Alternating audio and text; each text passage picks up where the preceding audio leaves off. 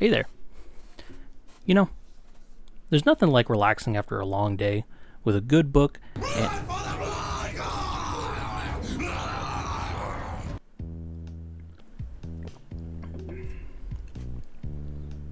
Khorne. Not only a great source of fiber, but the god of war, strife, murder, blood, and skulls.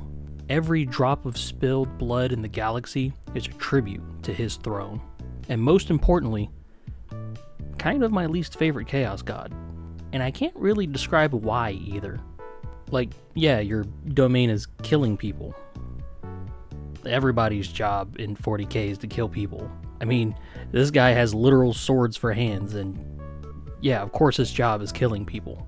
But I get it though. Like, there is no shortage of people to be killed in the 40k universe, so having your domain basically be the setting's chief export is, you know, kind of good job security if you think about it. I think personally my biggest gripe when it comes to Khorne is the aesthetics. They just really don't do anything for me in general. So what better way than to tackle my disdain for this chaos god than how I do everything else, which is getting in way over my head with my pants off. And the best part about having my pants off is that you can't tell if I'm lying or not. It's Brittany, bitch. The Cholercaust Blood Crusade was the name of a titanic alliance of traitors, renegades, and heavy metal bands uniting under the brazen banner of the Lord of Battle. However, their bloodshed was not without purpose, as their path traced the trajectory of the Keeler Comet coming out of the Eye of Terror.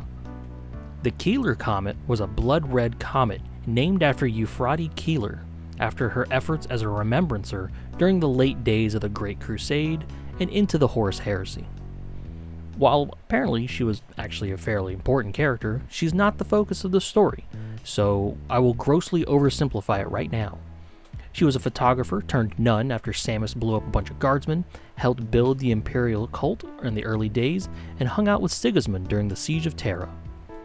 She was honored as one of the first Imperial saints when the Imperial cult began to take root, with the Keeler Comet she observed being named after her in her honor.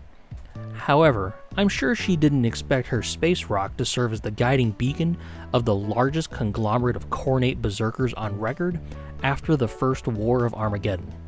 The first war, not... oh, fuck this. Anyways, the warriors of Khorne saw the blood-red trail of the comet originating from the Eye of Terror as a sign from Khorne himself, uniting as the Cholercaust. And I've made the cholera holocaust joke before, but yeah, they all got together to carve a path through the Segmentum Obscurus to draw blood in celebration of his name. If you've seen my video on the Mythos Angelica Mortis, and I hope you have because it took me a very long time to make, you'll know how I touched on the Cholercaust briefly when talking about the Angels Eradicant. While the Angels Eradicant were part of the defense at Port Creel, sustaining heavy losses against tides of bloodthirsty berserkers and crazed cultists, whether this defense was even worthwhile is debatable, as the Cholercaust continue to ravage planets on their way towards Holy Terra. The last known engagement with the Cholercaust was on the planet of Certus Minor, where they were slowed down by Marines of the Excoriators chapter and the mysterious Legion of the Damned, as described in the book, well, Legion of the Damned. Side note, but since the Excoriators are part of the Mythos Angelica Mortis, I thought I'd point out something interesting I found. In the image of the Keeler Comet trajectory, there's some text in the top right asking for some Space Marine chapters to intercept, with Viper Legion being requested to intercept the Cholercaust at Helione Reticuli. As you may know from that same video, the Viper Legion were one of the small chapters that I personally expanded upon with some homebrew lore, since they had, you know, pretty much nothing, so it's very cool to see some more lore for them pop up somewhere that wasn't actually listed on their pages anywhere. Maybe I'll ask to get it added to a wiki page or something. As for the composition of the Cholercaust itself, there are a plethora of traitor regiments and cultists that supported the main band of berserkers, but we'll be focusing on the actual Chaos Space Marines today. Within Legion of the Damned, all of the participants of the Cholercaust are listed out. Now technically there are some important characters under the World Eaters, and of course the Excoriators get some characters since both of them are pretty much the focus of the book, but fuck them, they're not important today either. The listed members of the Cholercaust fall into two major categories, those with lore and those without. Anyways, we'll be separating this list out, and thus this video, into two main sections. We'll do the warbands with lore, then start filling in the blanks for warbands without lore. As always, we'll be converting to sergeant levels of accessories, or I guess in this case, in the Spiring Champion. I know they're Spiring Champions, but in my brain they're sergeants. I can't help it. I find that this is a good aesthetic level, as you can downgrade them for your regular Marines, or bling them out a little bit more for HQ units. I know my video intros can sometimes be kind of long and boring, but we're almost done, bear with me. If you enjoy the video, I'd greatly appreciate if you liked it or shared it with a friend. Hopefully this is entertaining enough to earn a subscription, and if you really like what I'm doing here, I do have a Patreon, that the link below. I'm currently between jobs, so any penny helps. But don't put yourself out for my sake. In general, I'm just kind of glad to have you here. You guys are consistently so awesome and always so supportive, and it's such an honor.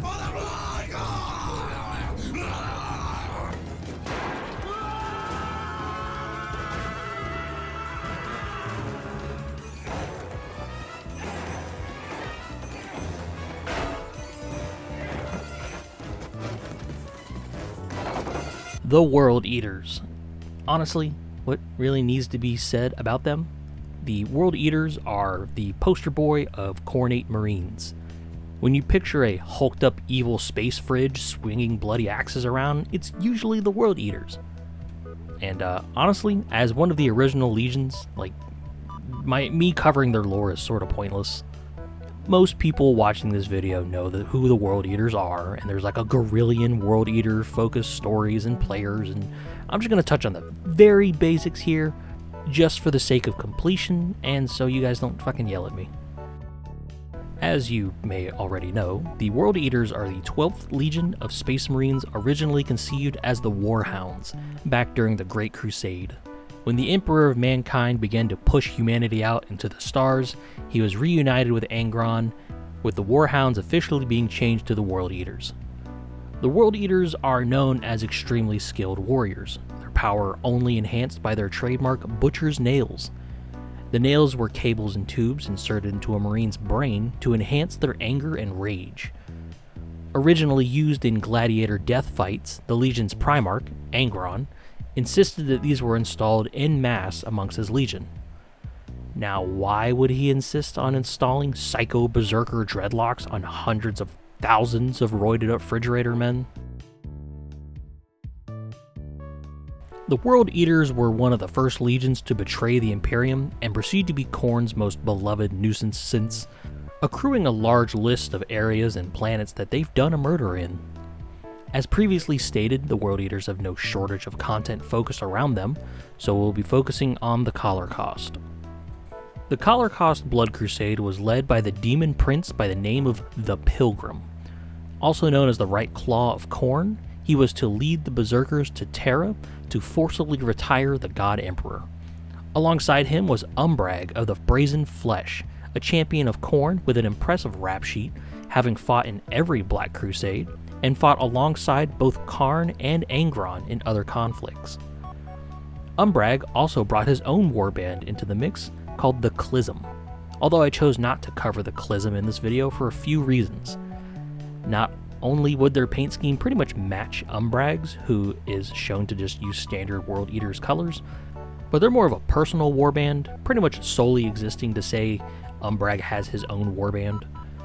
Also, I just kind of overlooked them when I was initially making these lists, and they make such a little impact on me and the story and everything in general that I don't care to muster a miniature for them. But just for completion's sake, I will acknowledge them here and at the end of this section.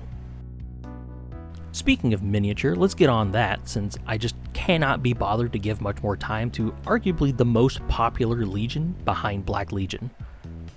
For every build today, I'll be pulling from these boxes. The standard Chaos Space Marines Legionaries box, the Khorne berzerkers box, because it'd be kind of weird not to, and the Necromunda corpse grinder cult box. I also pulled a few bits from this little white box here, which I like to call the Chaos box. This was a bits box that I had received one year in a Secret Santa trade, and it is just stuffed with Chaos Space Marine bits. I've relied on this box heavily since receiving it, and I'll be using it once again here.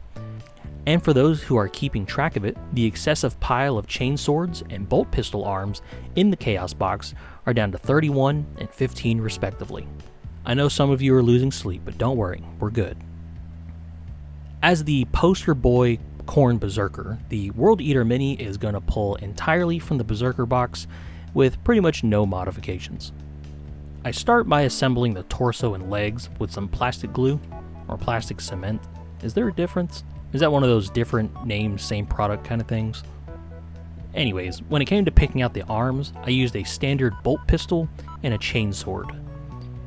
In retrospect, I probably should have used a chain axe, but, hey, mistakes into miracles.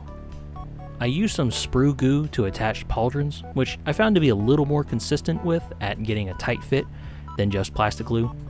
For those who don't know what sprue goo is, it is a combination of spare sprue and plastic cement that turns into a nice thick goo that helps fill gaps while you're assembling.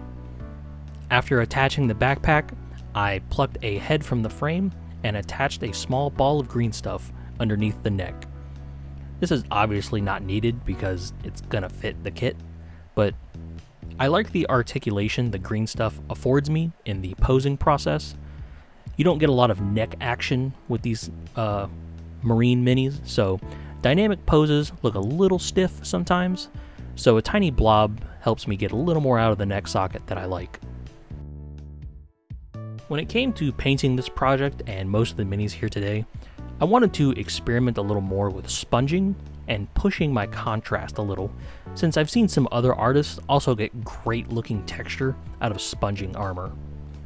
I started from a black primer, and since the armor is red, I'll be using dark brown, and sponging on a solid base coat across the mini. This is just fine sponge from an old pluck foam case, but a fine makeup sponge will also work. I'm just using what I have on hand.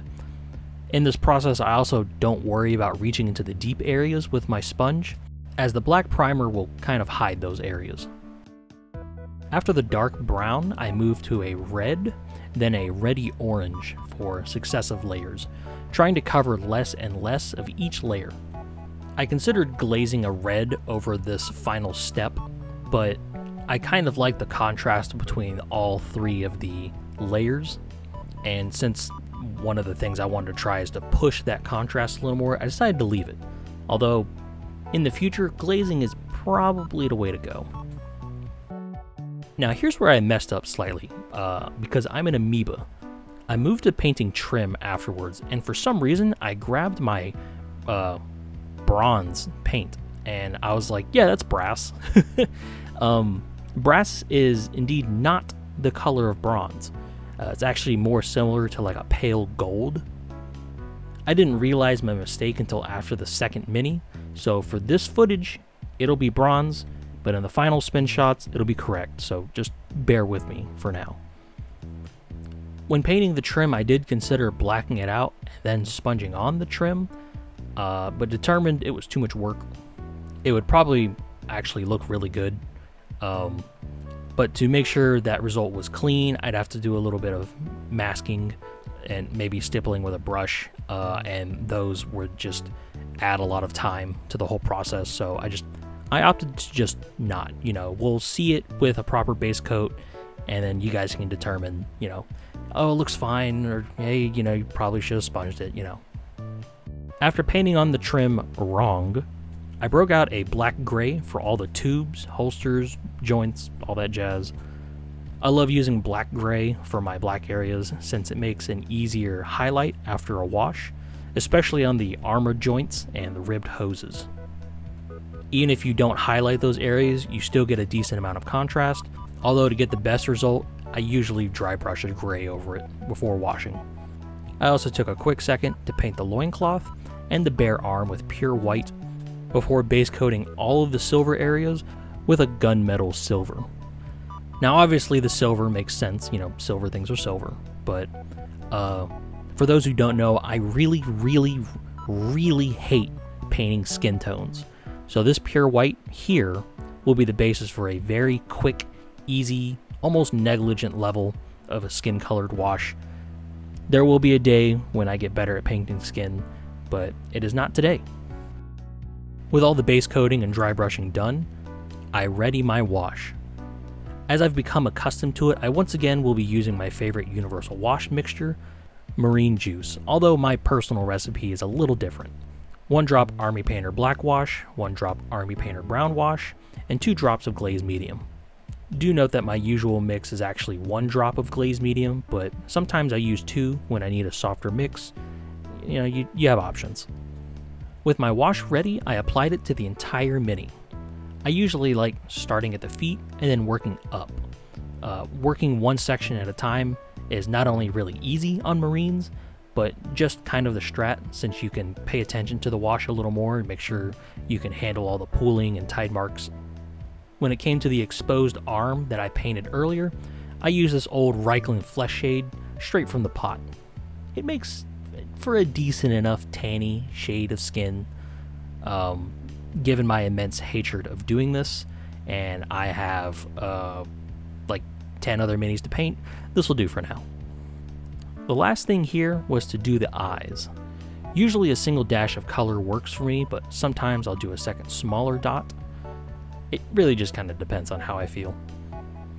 Since brown wash was used for the whole mini, a bit of dark brown is handy for spot fixes, like here on the eye.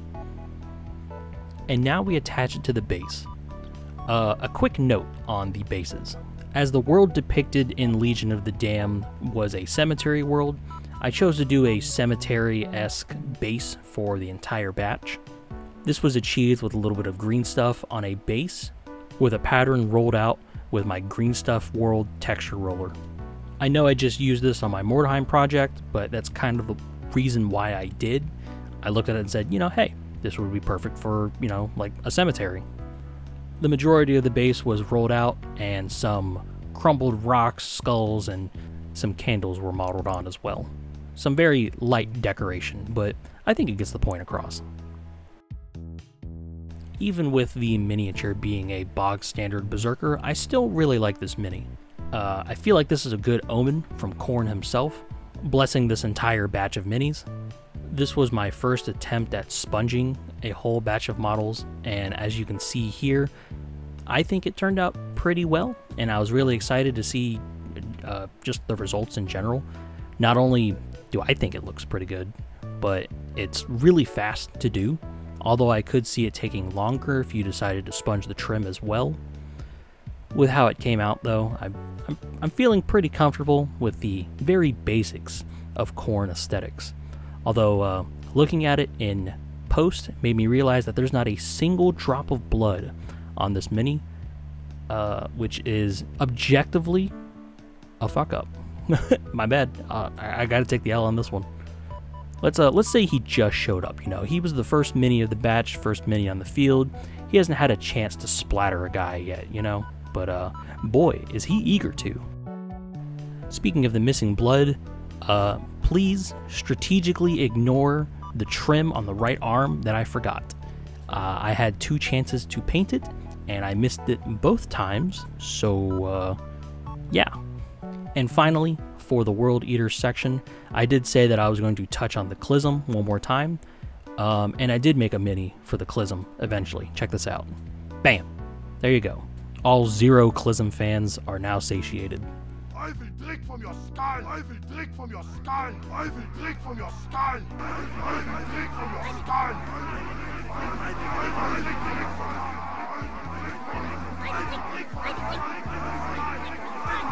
The Skulltakers are one of the more well-known Khornate warbands, originating in the 4th edition Chaos Space Marine Codex. However, they were initially They were initially on loan. They were known as a loyalist chapter called the Berzerkers of Caradon.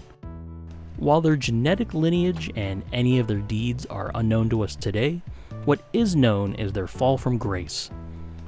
The Berzerkers of Caradon vanished from known space at some point between the 34th and the 39th millennia, which is honestly a pretty big window to misplace 1,000 Space Marines, just saying.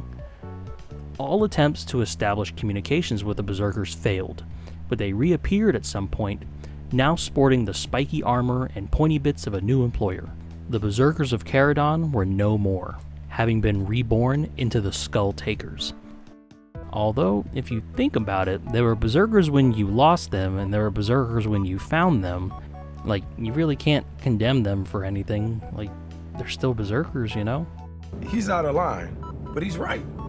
The Skulltakers are most known for participating in the Siege of Vrax, as described in Imperial Armor Volume 6 and 7. Zhufor the Impaler, Chaos Lord of the Skulltakers, hatched a plan to consolidate power during the siege. The Chaos Lord of another warband, the Berzerkers of Skalathrax, was challenged to a duel by Zhufor. Zhufor murdered the guy, pretty damn good, and absorbed his entire warband into the ranks of the Skulltakers. He then contacted another warband called the Sanctified and made a bargain with them. If he were to acquire the means to summon a greater demon, they would do so for him. The Sanctified agreed, their efforts eventually culminating to see the summoning of the mighty Angrath, one of Khorne's most powerful bloodthirsters. Like, this guy was literally built to be Skarbrand's replacement, and I've seen what Skarbrand can do in Total Warhammer 3, and I am god-awful at that game, so yeah, I'm not even going to bother messing with him. However, even the mighty Angrath couldn't withstand the sheer force of the Space Marine protagonist effect, as he was soon defeated by the Grey Knights, causing Zhufor and the newly expanded Skulltakers to flee into the same portals that had summoned Angrath. They would not be seen again to the Cholercaust, but continued a war against the Imperium even after the end of its campaign, having been participants in the invasion of Ultramar, and of course, being a minor footnote in the 13th Black Crusade, like everyone else in this goddamn series. Honestly, probably be easier to list off the factions who haven't been in that crusade, but I digress. The Skulltakers are most well known for their copper armor, which is rumored to be polished with the bones of their enemies. And I gotta be on record. That is the coolest thing I've heard all day. Looking at the existing artwork for these Skulltakers show that the actual level of the reddishness in the copper can kind of vary really a lot. We'll tackle that problem when we get there, and by that I mean completely fuck it up. But for now, we need a mini to paint. For the Skulltaker mini, I had the idea of like an executioner styled marine. I used this neutral standing pose from the Legionaries kit, assembling it all with plastic glue and sprue goo. I chose a chain axe arm, but needed to reposition it out a little more to get the pose that I wanted. I snipped the arm at the shoulder to get the desired angle of attachment. When attached, this pose actually had the benefit of joining the handle to the holster, creating a very sturdy multi-point connection. And since I like making my models as durable as possible, whenever I can get these little structures or increase something's durability, I try to. However, modifying the arm in this way has caused the pauldron to not fit properly, but this was fixed with a little blob of green stuff with a little super glue thrown in. One of the bits I had 3D printed for this entire batch was this bundle of skulls, which I wasn't sure how I was going to use. I was torn between hanging it from the belt or holding it in the hand, but I determined that I wanted to hang it from his belt, although it wouldn't fit flush. This was an easy fix though. I just used green stuff for the connection, then used my knife to remove the excess green stuff that was squeezed out. In the painting stage, this will all be black. Just trust me, you won't even notice. So the majority of the model was looking pretty good. I just had to attach this right arm, which was a standard bolt pistol hand, which I attached to the torso with sprue goo. For the Skulltakers, I had wanted to do an executioner styled mini because I had a certain bit in mind that I wanted to use. I wanted to use this hooded helm from the Necromunda Corpse Grinder Cult box. It's super unique and it really reinforced a hooded executioner look that I really wanted. The neck joint is a little different than a standard Space Marine head, but that was fixed pretty easily with some green stuff. One problem I did have with the head afterwards is that the back of the head has this large gap where the hood would join with the original model, but for here, it's just, well, look at it. If I was feeling lazy, I could have left it to be obscured by the power pack, but since it also reinforced the neck connection to the body, I just said, you know, whatever, while I'm here. I ripped off the power pack and inserted some green stuff here, blending it with the hood. You know, it's not amazing. I didn't take very long on it, but it'll be obscured enough by the paint and the power pack to at least not show a giant gap and let light through, you know.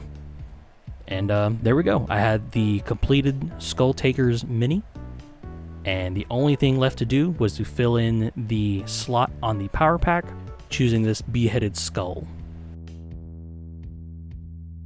Now, since the Skulltakers are depicted with kind of a really reddish copper armor, I had tried to do something spicy and mix a dot of red into my copper paint. However, in retrospect, I think there's too much of a red tinge to the armor. It really just doesn't look like copper on camera. Although in person, like in my hand, you do still see that it's, you know, a metallic paint at least. Like in my hand, it's just a little bit too far on the edge, but on camera, it's way too far gone. I wasn't too sure at this stage, mainly because I was dealing with the trim debacle at the same time. So I decided to just press on, sponging it in the same way as I did my World Eater. Then after the power armor itself was done, I went back to both minis and I fixed up the trim.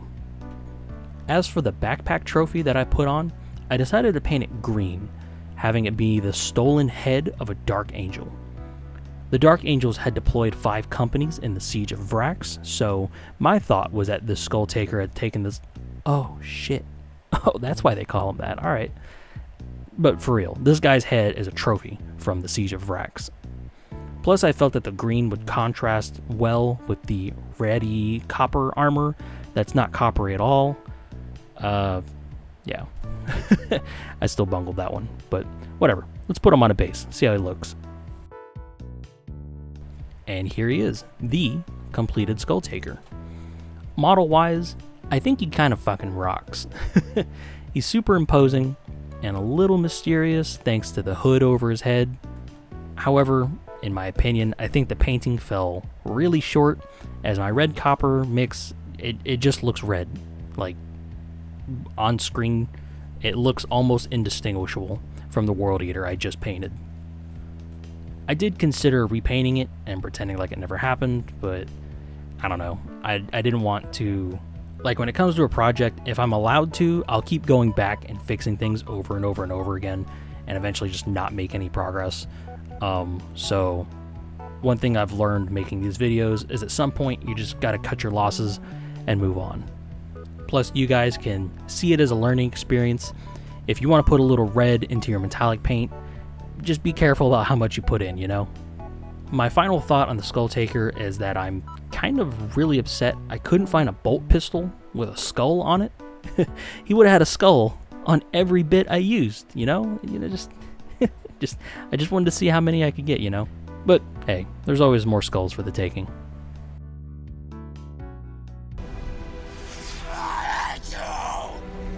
You were my brother, Anakin! I loved you! During my video on the Mythos Angelica Mortis, and I swear I don't mean to keep bringing it back up again, it's just is pretty relevant to things, you know?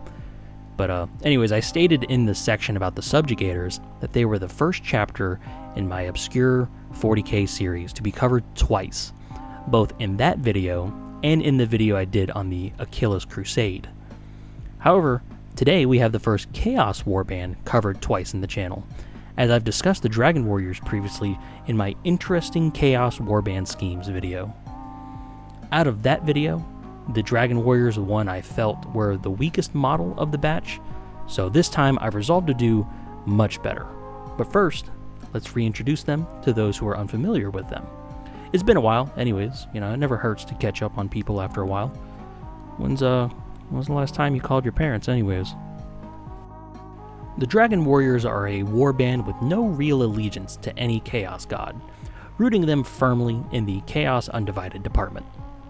It's good to see that this Blood Crusade is not just strictly for Khorne warbands, but anyone willing to party, which is, you know, pretty nice. Khorne is shockingly inclusive, which is great because the next warband we cover will make you think they got lost like some kind of stray cat.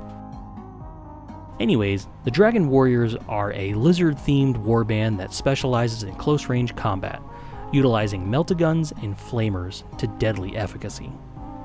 Now you may be thinking, that sounds just like the Salamanders. And you're right. The original Dragon Warriors defected from the ranks of the Salamanders after their original leader fell to chaos. This leader, a former chaplain by the name of Voltan Ushorak, fought the Third Company of the Salamanders on the cemetery world of Morabar. I'm very glad I bought Space Marine 2. This thing is like a B-roll factory. Ushorak, or Ushorak, pick your poison, was slain in the battle, being thrown into the giant furnace at the center of the planet. You know, standard protocol, I guess. The remnants of the traitor forces, under the command of traitorous librarian Nealon, fled the planet and reforged themselves as the Dragon Warriors, the name being the same name the Salamanders used to call themselves in the days before the Great Crusade. It also sounds like an arcade game. Donning red armor to contrast the Salamanders' green armor, the Dragon Warriors became hellbent on destroying the Salamanders and reviving Ushorak.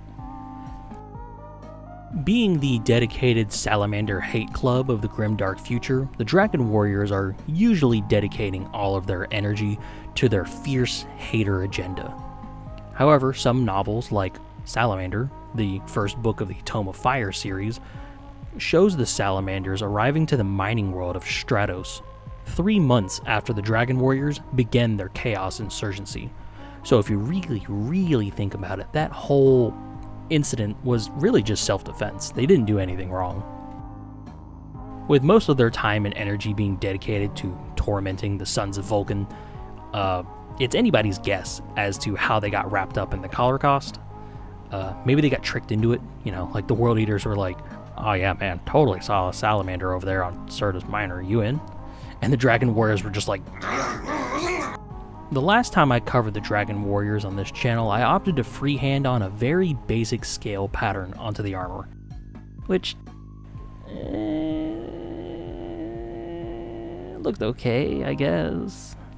But this time I'm determined to do a little better, and I've got the solution. Alpha Legion bits. Alpha Legion is like the premier scale pattern having Legion, you know, and I wanted to try out some proxies I've had in my back pocket for a little while. This is the Scylla Legion from the Daka Daka store on My Mini Factory, one of the higher end of Alpha Legion proxies. I had purchased the squad builder for this army during the big summer sale discount period, and I wanted to see if my theory of Alpha Legion bits working for Dragon Warriors held up, since I think dry brushing these scales is going to look really damn good. I picked out some parts, put them on my build plate, lost all the footage of me doing that, and printed everything out. With the parts printed, I used gel superglue to join all the pieces together, starting with attaching the torso to the legs.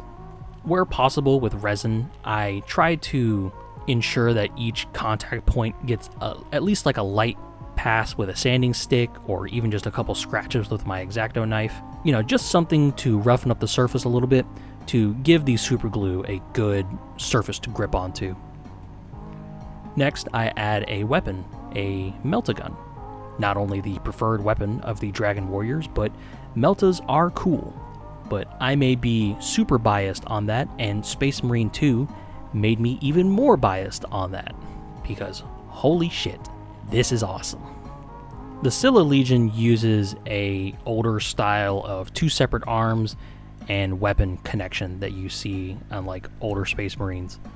This is usually the style I prefer, but sometimes when you get everything matched up, it doesn't quite fit on one of the shoulders, but this is a pretty minor issue to solve. You just take a little blob of green stuff, squish it on, and trim off whatever gets squeezed out. The majority of this area can be hidden pretty well thanks to the, slapping a big old pauldron on top of it. I did use the default Scylla Legion pauldrons that came in the kit, but I did find some buyable pauldrons specifically for Dragon Warriors. If you're looking to start making your own Dragon Warrior squads or a kill team, or want pauldrons to match the established aesthetic, these will be useful. I'll link them below. I've personally never ordered from Pop Goes the Monkey, but I know they've been around a long time, so they'll probably be okay. When it came to finishing off the model, I did consider using a standard Chaos Marine head, but I decided to use the included Scylla Legion head. The one thing I couldn't vibe with is the power pack. The included power packs are a different style. There's nothing wrong with it, but it's just a little too sleek for my taste. So I ended up swapping in a regular Chaos Space Marine power pack, which did mean my mini was finished, which did mean it was ready for primer, which would mean it'd be ready for some paint. While every other model in this batch had its power armor sponged on, I worried the sponging texture would take away from the scales once painted, so just for now, I opted to just paint the armor as normal. I started with a flat red, then dry brushed all those edges with orange, paying extra attention to all the textures and going back in with a second dry brush afterward to make sure my orange really popped on those surfaces. Now, this hasn't even been washed yet, but just comparing a physical texture in terms of quality and speed compared to the freehanding I had to do on my old Dragon Warrior, it's like night and day, It's like CGI versus practical effects, It just looks a little better if something is actually there.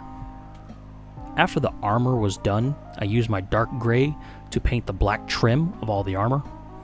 Don't forget that their power pack is entirely black as well. These areas were all dry brushed with a neutral gray afterwards, not struggling too hard to get all the small bits, just because I didn't want to accidentally dry brush a little bit of gray on top of the red in like a really cramped space. With the base coats of the armor and the trim all done, I used a silver to paint the metallic areas.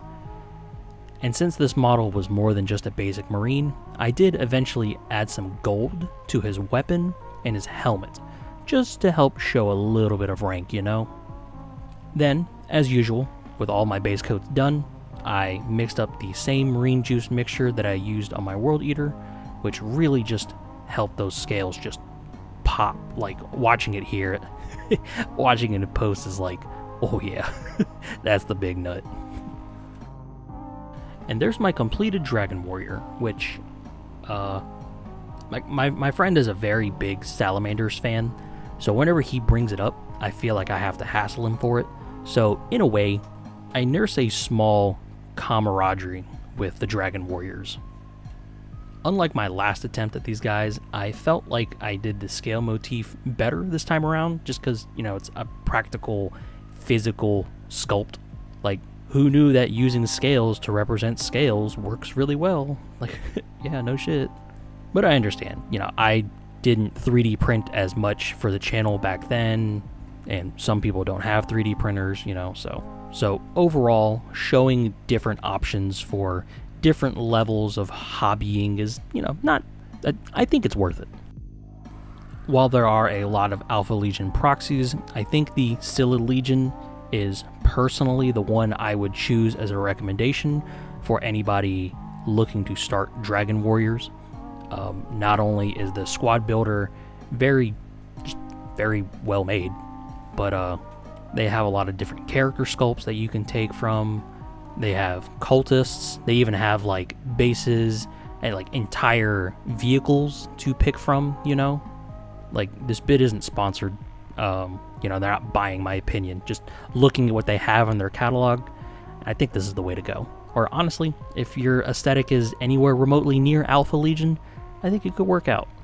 And I know it just said this wasn't sponsored, but Daka, if you want to throw me a couple bucks, for... Nah, I'm kidding. Unless... The condition conditions down here are repugnant. It's infested with rats, moles, and some strain of flesh-eating virus. Pretty metal. Oh, is it? Your staff is dying down here. Is that metal? I hate to say it, but Yeah, not to be contradictory, but it's very metal. So the previous warband were zealous soldiers of Chaos Undivided, which, by definition, does include Khorne. So it's not super shocking to see someone like the Dragon Warriors hanging out with a Khornate Blitzkrieg. With that being established, tell me, who the fuck invited the Cleaved? The Cleaved are a warband of the Plague Father Nurgle, who are most well known for their physical characteristics. They are noted to have a notably high pain tolerance, even amongst the forces of Nurgle, and are shown to ooze a strange, oil-like blood or slime from the cracks in their sealed power armor, leaving one to postulate on how much human is still even left within inside, or if they are just predominantly soup. While having been seen in the pages of the 4th edition Chaos Space Marine Codex, their first known engagement was detailed in the 6th edition Codex. The Cleaved were summoned by a renegade planetary governor on the planet of Magma Cordelion, making quick work of the loyalist Imperial Guard fighting in the palace. They've also had a recorded incident against the Dark Angels aboard a Space Hulk, and even worked with the Death Guard and the Purge to invade Medusa, the homeworld of the Iron Hands. The most famous activity the Cleaved were confirmed to be involved with was the Caradon campaign. No, not the Carcharodon campaign, Caradon. Just take the car out of the shark and you got it. The Caradon campaign was also known as the War of Rust and Slime, which is extremely stupid because it's Nurgle. All of your wars are rusty and slimy. It's like calling a major Slaaneshi engagement the War of Drugs, Sex, and Rock and Roll. Like, no shit. The Caradon campaign was a massive Death Guard invasion led by Typhoid Mary, or Typhus in the common tongue.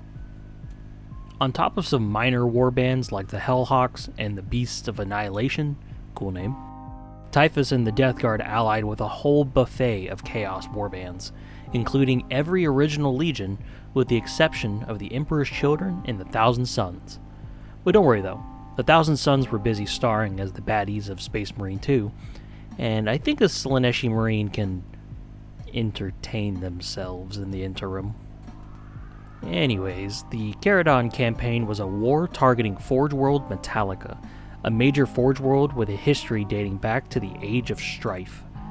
Typhus and his demonic scientists had developed Nemesis Worm, a biomechanical virus that would see to the corruption of the entire Forge World. While many factions across the Imperium joined the defenses, Typhus was ultimately successful in his campaign, Metallica now infected with the Worm. While the Mechanicus would successfully cleanse the systems frequently, Nemesis Worm would always find a way to resurface, dooming Metallica to an endless cycle of trying to uninstall self-replicating Mega-Death Syphilis from their hard drives. When it came to building a model for the Cleaved, I decided to go with a heavy bolter. Not only does it help give my model a bit of unique flair amongst the melee heavy batch of models, but everyone loves a good heavy bolter, right? I start by using this torso as a base, which I believe is the body for an autocannon user from the old Start Collecting box, which itself was the Chaos Space Marine half of Shadow Spear, just reboxed. I trimmed off the stub of an arm that was molded onto the torso, which left me room to glue on the heavy bolter arms onto the body. This heavy bolter was taken from the Legionaries box and attached with sprue goo, making the majority of the conversion pretty quick and painless, which for the Cleaved, that's pretty on brand, I believe. Now what was painful was picking the other bits of the model, like the pauldrons and the helmet. I had printed out a bunch of bits to try out on these minis, and for the Cleaved, I wanted to try a few of these bits from Immaterium God miniatures, in particular their Decay Soldiers range. I test fit a bunch of these on, and also compare them to some more reserved / official bits. The only thing I knew for certain between all of my tests though, is that I wanted to use this power pack, which is like a halo with a deformed organ hanging from it. And that's pretty badass, so I gotta give it the seal of approval. That's badass. It's very badass. Out of the more reserved options and the slightly more mutated options, I decided to kinda half and half it, using a regular Pauldron, one printed Pauldron, the power pack, and one of the new Horus Heresy Death Guard heads. I felt it was a good compromise overall, although the 3D printed Pauldron is a little thicker than the other.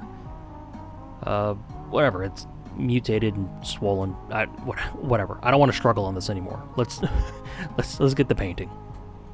So painting white from a black prime is a bit of a challenge, but it's nothing that some thin paints and proper build-up can't fix.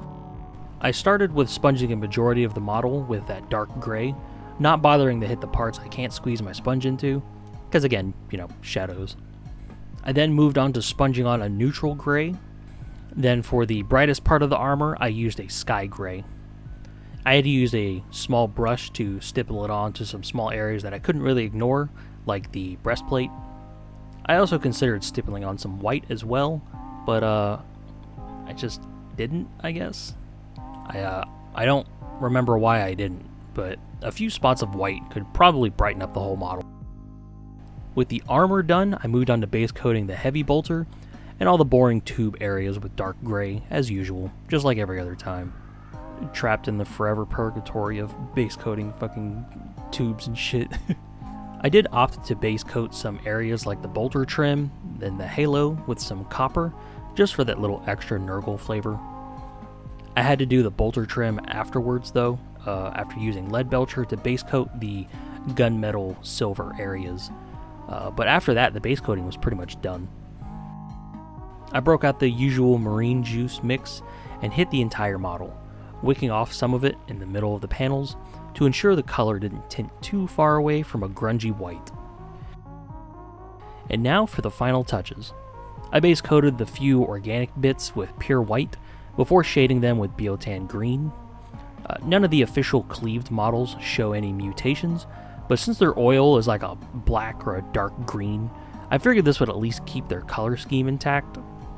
Finally, for the oil blood mixture thing, I mixed green and black for a forest green and painted lines of it down the model, trying to fill the areas that looked like they'd catch oil and pool up. After going back and highlighting the blood just slightly with a touch of lighter green and painting in the eyes, the mini was complete. You know, overall, I like how this model came out.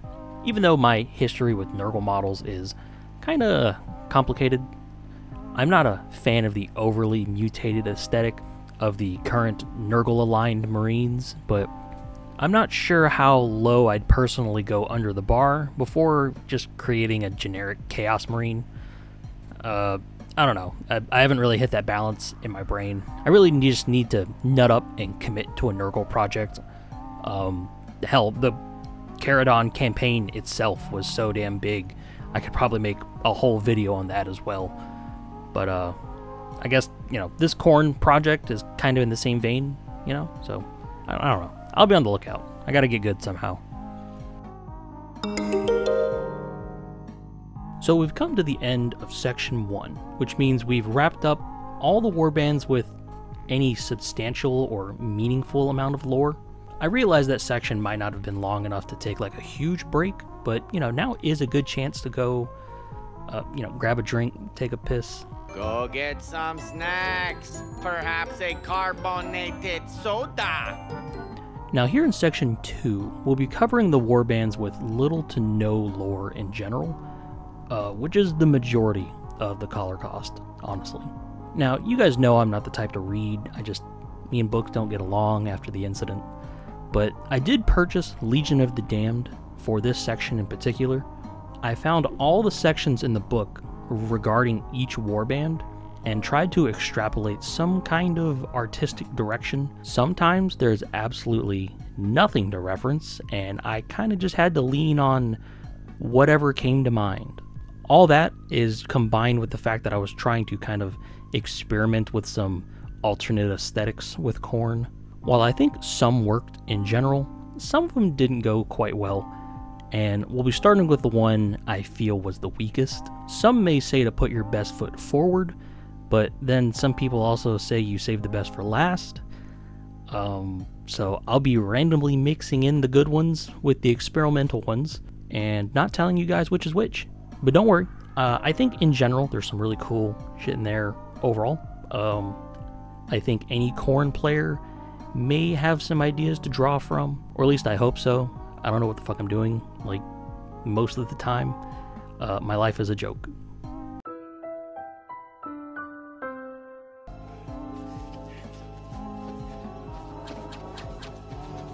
Tom, did you hear? The dogs are acting strange.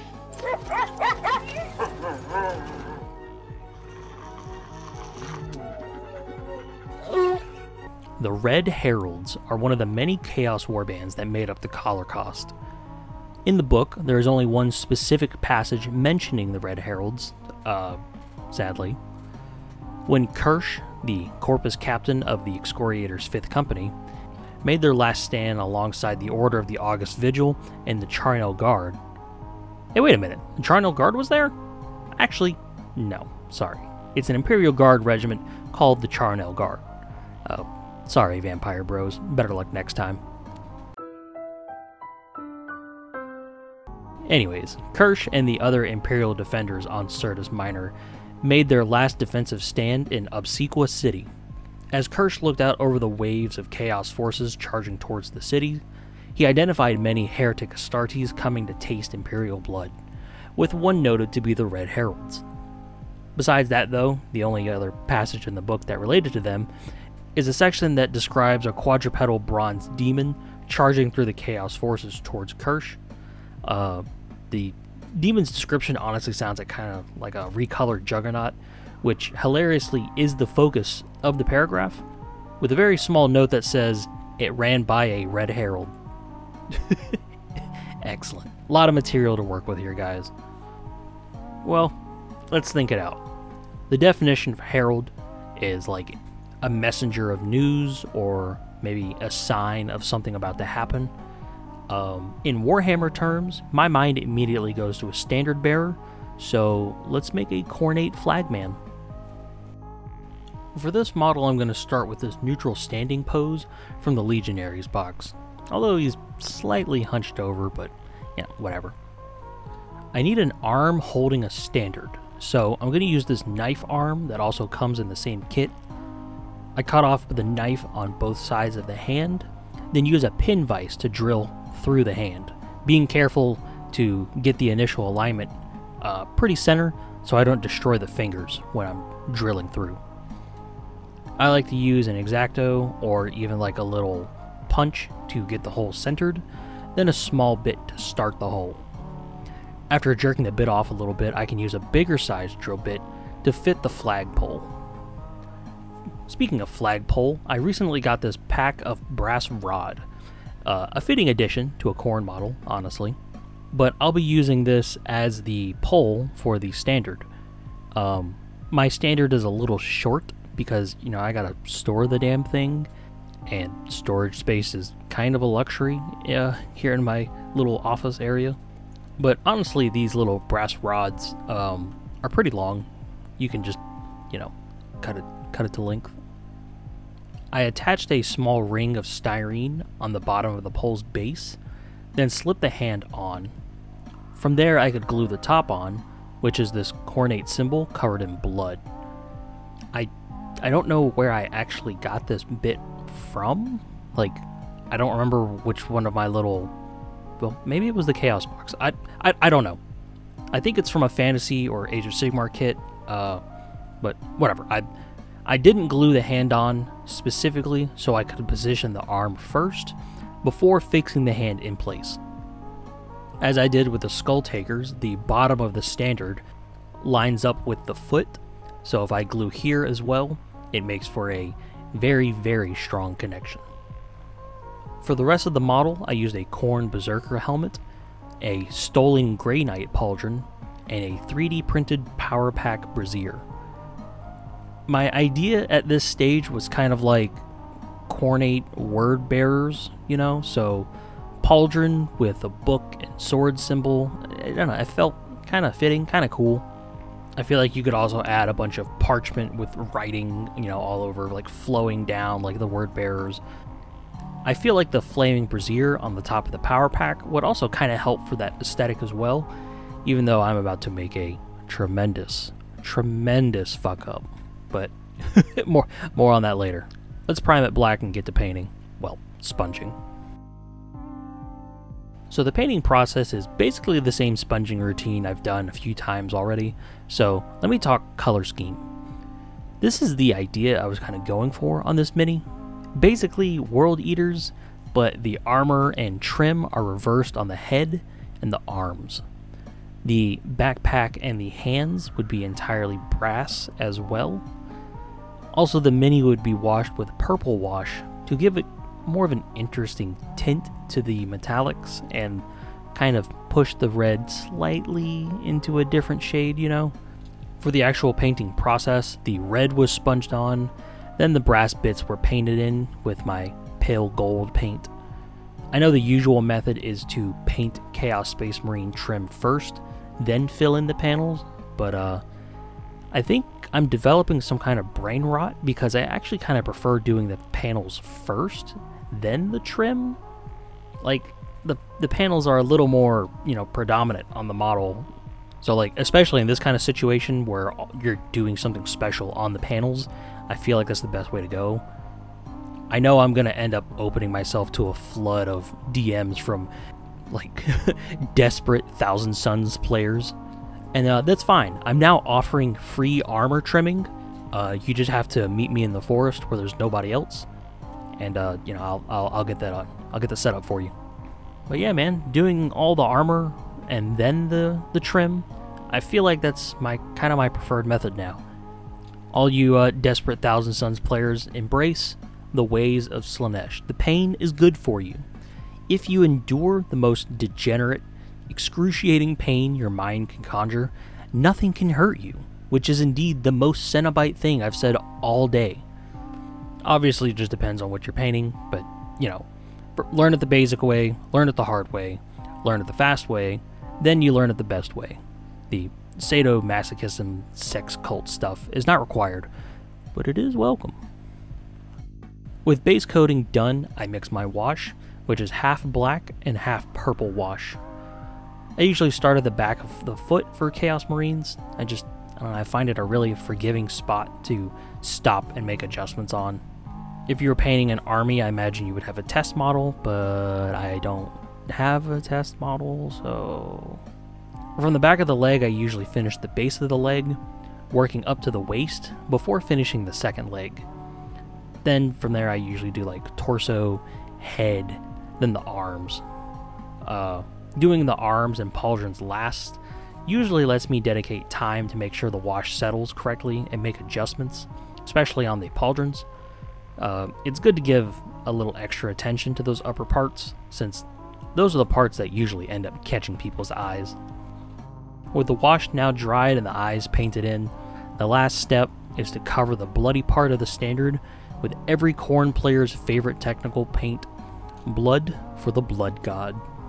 While I did end up base coating the blood red, it's probably better to paint over black in case you miss a spot. However, the red paint did end up giving some good highlights from underneath, so maybe the strat is to dry brush red over black, then put on blood for the blood god? I don't know. Sound off, gore and blood lovers. Teach me something. What is your preferred base coat when you are painting massive amounts of blood? like that's just an everyday thing, you know. The red Heralds are probably the warband I'm the most mixed on, since they don't look too much different from the World Eaters at a glance. I was hoping the wash would kind of, I don't know, do something, like, I don't know. Yeah, I know it's not magic, but I don't know. I probably should have just ended up mixing some different base coats to get something more distinct. However, during the editing process, I thought of this scheme instead, which I kind of just plain like a lot more. But, you know, hindsight is 20/20, and not every mini is a smash hit. I don't hate this one, but knowing the overall composition of this batch of minis, a white armored Khorne berserker would have, just really popped and caught the eye immediately. Plus, white makes for a pretty good canvas to spray the blood of innocents on. As for some kind of homebrew, patched on lore, I imagine the Red Heralds to be very cultist heavy, their forces taking some sort of sick pleasure in erecting monuments, shrines, and symbols across the world, maybe heralding what's to come. See what I did there? But knowing what little I do of 10th edition, cultist spam World Eaters isn't exactly going to be winning tournaments, but yeah, it's unique at least. What do you think? I think it's got some potential.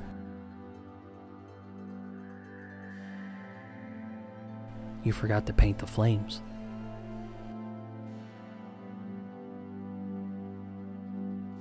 That's... So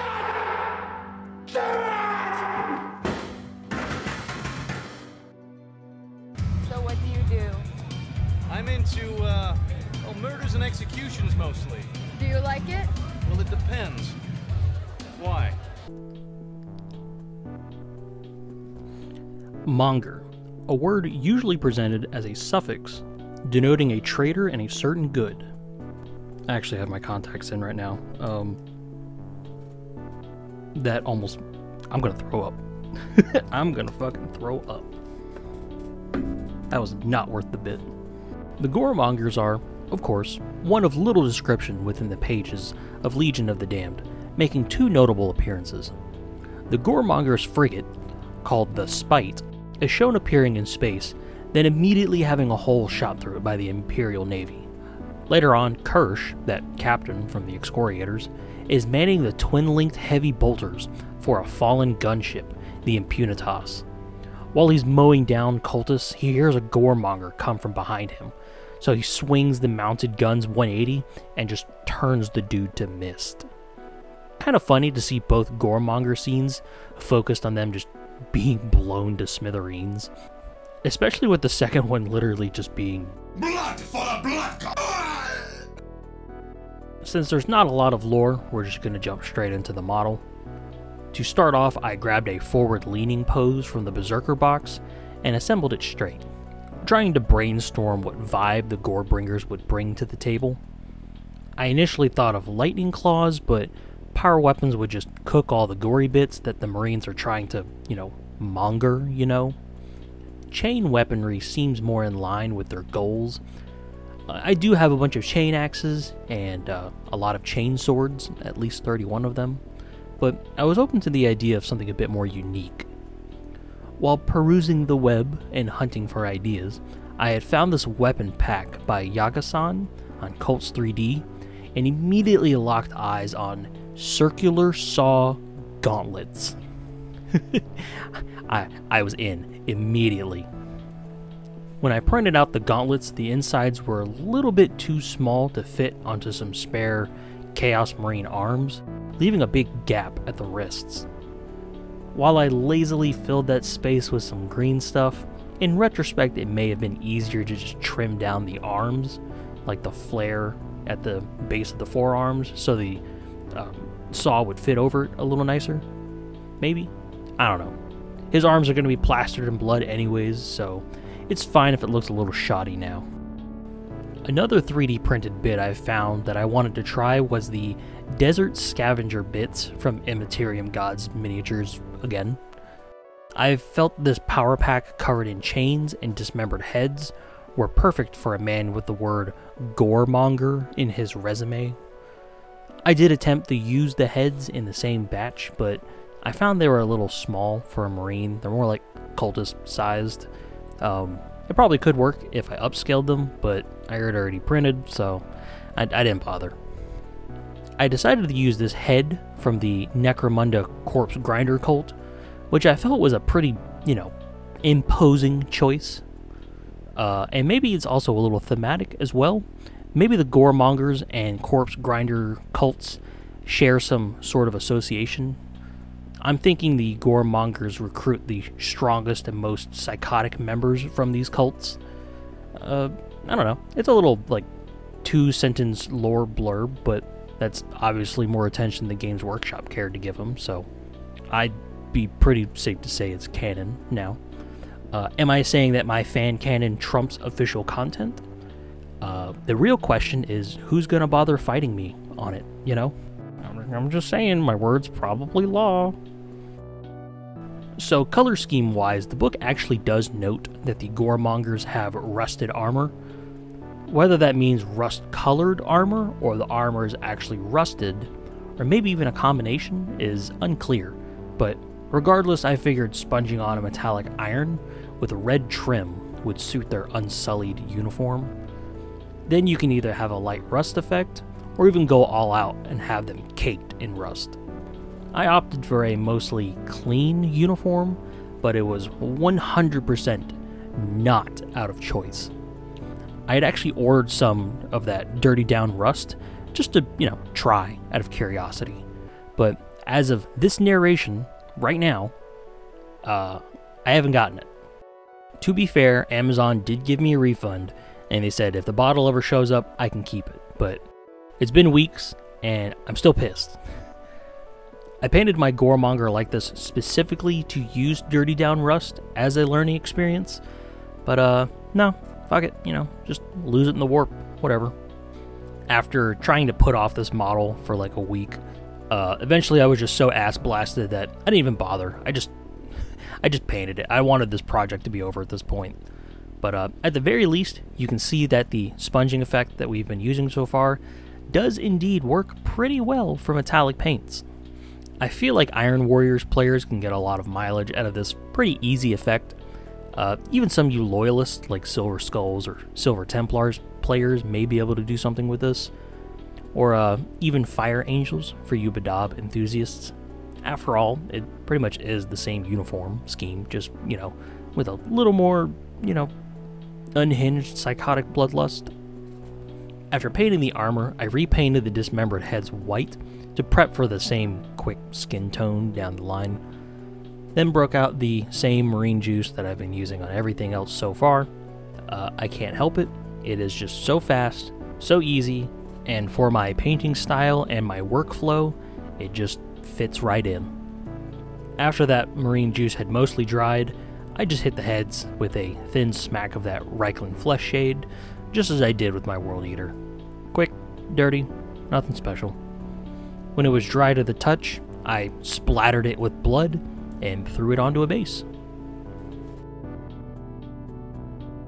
Even though the postal system lost my bottle of dirty down rust, I still like how the Goremonger came out. Thinking about it in post, you could easily just lay down some dark brown and then some rusty orange paint into the deep crevices. I was just fed up with it at that point, so I didn't bother. I do really like the unique look of the Necromunda head on this Marine, so I feel a prospective Goremongers player would benefit greatly from scoring a couple of those cult boxes.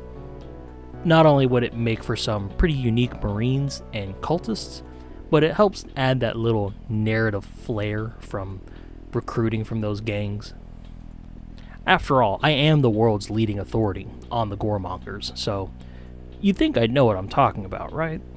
I have a certificate on my wall, okay? I went to Yale, you know, for a plastic model historian.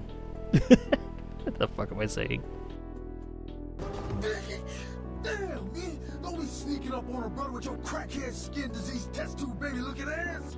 Damn, this shit my pants. Hey, I could use a Halloween looking S&M gremlin like yourself to help haunt some people out of some loot for me. You still with me? Next up on the plate are the Sanguine Sons. Yes, despite sounding like it could equally be a successor chapter of the Blood Angels, the Sanguine Sons are ardent followers of Chaos, although it's unknown whether it's Chaos Undivided or just specifically Khorne. Some say that the Blood Angels' famous Gene C defects, the Red Thirst and the Black Rage, may have been deliberate sabotage from Khorne himself in order to tempt the Sons of Sanguinius into chaos worship over the centuries. If you choose to believe that theory, and match the naming schemes together, the Sanguine Sons could possibly be fallen blood angels that now serve the Lord of Skulls. It's practically in the name, you know, Sanguine Sons, son of Sanguinius. It's valid to me. Regardless of speculation, the only valid piece of lore the Sanguine Sons have to their names is about a paragraph's worth of sentences within the pages of Legion of the Damned. About 2 pages after the Goremonger gets misted by Kirsch's twin-linked heavy bolters, he sets his sight on a mutant of the Sanguine Sons charging towards him. He loads it up with bolter rounds, but the text makes extra mention of it surviving a headshot due to some extra plating on its skull and a very, very tiny brain. This is canonical proof that the Sanguine Sons employ small brain tactics, as the smaller, smoother brain is more agile and evasive, thus harder to destroy than a regular, wrinkly brain. So the Sanguine Sons model needs a mutant, and thankfully I have one that I've always wanted to use, one of the monoposed Greater Possessed. I still have the body left over after salvaging the bone sword arm off for my Mutilator Lord figure, and I figured I'd use it instead of just being possessive over it, otherwise it's gonna collect dust, you know. I assembled the torso and legs with sprue goo and fitted on the power pack. The head is obviously molded straight onto the torso, so that covers that. When I make big batches like this, I tend to sketch out all the models with poster tack, and I have them all laying out in front of me. And I realized that I didn't have a dual axe wielder in the batch, and I thought he would look really cool with, you know, 2. The body has the stub of the left arm molded onto it, so I snipped that off with my snippers, and I cut the forearm off of one of the arms for the Khorne Berserker chain axes. From there, I simply glued it on with sprue goo. However, the Khorne Berserker kit didn't have any right arm chain axes, which I feel like is kind of strange. But my Chaos box had an arm from a, I think it's, looking at all the pictures, I'm fairly certain it's from the Blood Warriors kit, but it did have a right arm wielding an axe that I could use. I considered tearing off the Pauldron, but, you know, I kind of like the Age of Sigmar Pauldron on there, so I kept it, sticking it to the body with a blob of green stuff. I also considered trimming off the axe and replacing it with a second chain axe, but I wasn't sure if I wanted to do a chain axe, a regular axe, or like some kind of energy weapon axe, so I kept it as is for now. And I gotta say, when the second arm went on, I kind of looked at it and went, oh, holy shit, this model's gonna be fucking awesome. Like, you know, sometimes you just have that feeling when you look at something like, damn, what have I created? Anyways, I'm gonna hit it with some black primer and the seal of approval. Sweet. Nintendo's genius, man. The color scheme I had in mind for the Sanguiner Wieners was red and black, looking pretty similar to red Corsairs, but more simple. The armor is red and trim is black, with the power pack being entirely red. In general, the metallics stay on the gunmetal silver side, but for some certain HQ units, I imagine some little gold decorations would make them pop just a little bit. The armor was sponged red, as I've done plenty of times in this video. It's pretty much the exact same thing as the World Eaters. Looking at the backside of the kit, some of the joints are fleshy, so I base coated these with tan as opposed to, you know, gray or black like normal joints. And while I was doing the tan, I went ahead and base coated all the other fleshy bits and the bone breastplate and helmet. I broke out a small dry brush and I dry brushed all of the black trim with a gray, a neutral gray. I felt like if it was just dark gray with a wash on top of it, it would be a little too flat, so I wanted to get that dark gray on there to make sure it had some definition. Plus, some areas like the face on the front side of the left arm really needed it, because it's just, it would have been lost down there. All of the metallic areas, like the little bit of chainmail and the axes, were all painted with a gunmetal silver, trying to be careful so I didn't have to go back to the black step and fix up some trim. It was inevitable that I missed a spot or two, But just trying to be careful here minimizes the time that I have to go back and fix it. With the mini base coated and dry brushed, it's time to break out my old reliable marine juice and hit the entire miniature with it. While it left the armor nearly perfect, I just had to do a little bit more on the flesh and the bone and minor detailing. Once again, I used that Reikland flesh shade on all of the fleshy bits. Quick, easy, works for now, you know. It also helps differentiate the bone from the flesh with different shades of brown. At some point I wanted to push that a little further, and I ended up washing all of the bone bits with Army Painter Brown Wash again, slightly diluted with some glaze. But since that was more of a cold brown as opposed to Reikland Flesh Shade, which is more of a warm brown, it did a pretty good job at differentiating the two materials between the bone and the flesh. The last thing I did before throwing it on a base was dotting all the eyes with a bright green, with some of them getting a little bit of yellow as well. And with that, the mini was complete. Even though the Kitbash itself is pretty simple and the paint is nothing extravagant, this is possibly one of my favorite models from the entire batch. I did consider making his second axe a demon weapon at some point, which is why I didn't make it a chain axe, but I think if I had done, like, I had wanted to have made it the same color as, like, his energy, so it would probably have been green, but, you know, having a regular axe in the batch isn't gonna, you know, like, it's okay. If you want an idea on what that would end up looking like, go watch my Mordheim video that I just did. It would have probably looked the exact same way that I did the cursed weaponry for my Grave Guard and my Lich. If you like the theory about the Blood Angels connection that I made at the beginning of this section, I can see a lot of potential in the Sanguine Sons with mixing, like, Blood Angels bits onto the Berzerkers and Possessed models in general. Sadly, the current Blood Angels upgrade kit is laughably bad, but if you could get that older one, that would be really, I think it'd look pretty cool. Of course, you know, stealing bits from, like, Death Company or, you know, like the Sanguinary Guard, I think you could pull off something, you know, pretty interesting in general. I think the one thing I wouldn't do if you were to do this, I think if you use Blood Angel jump packs on your jump units with the big old angel wings, I think that's pushing it a little bit too far for me. I think I would rather steal some, like, Raptor jump packs. I have no idea why.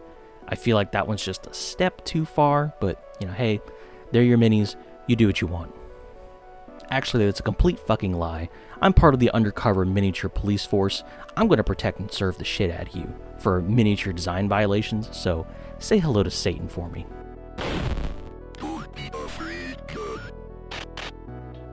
This is my endangered species furniture room.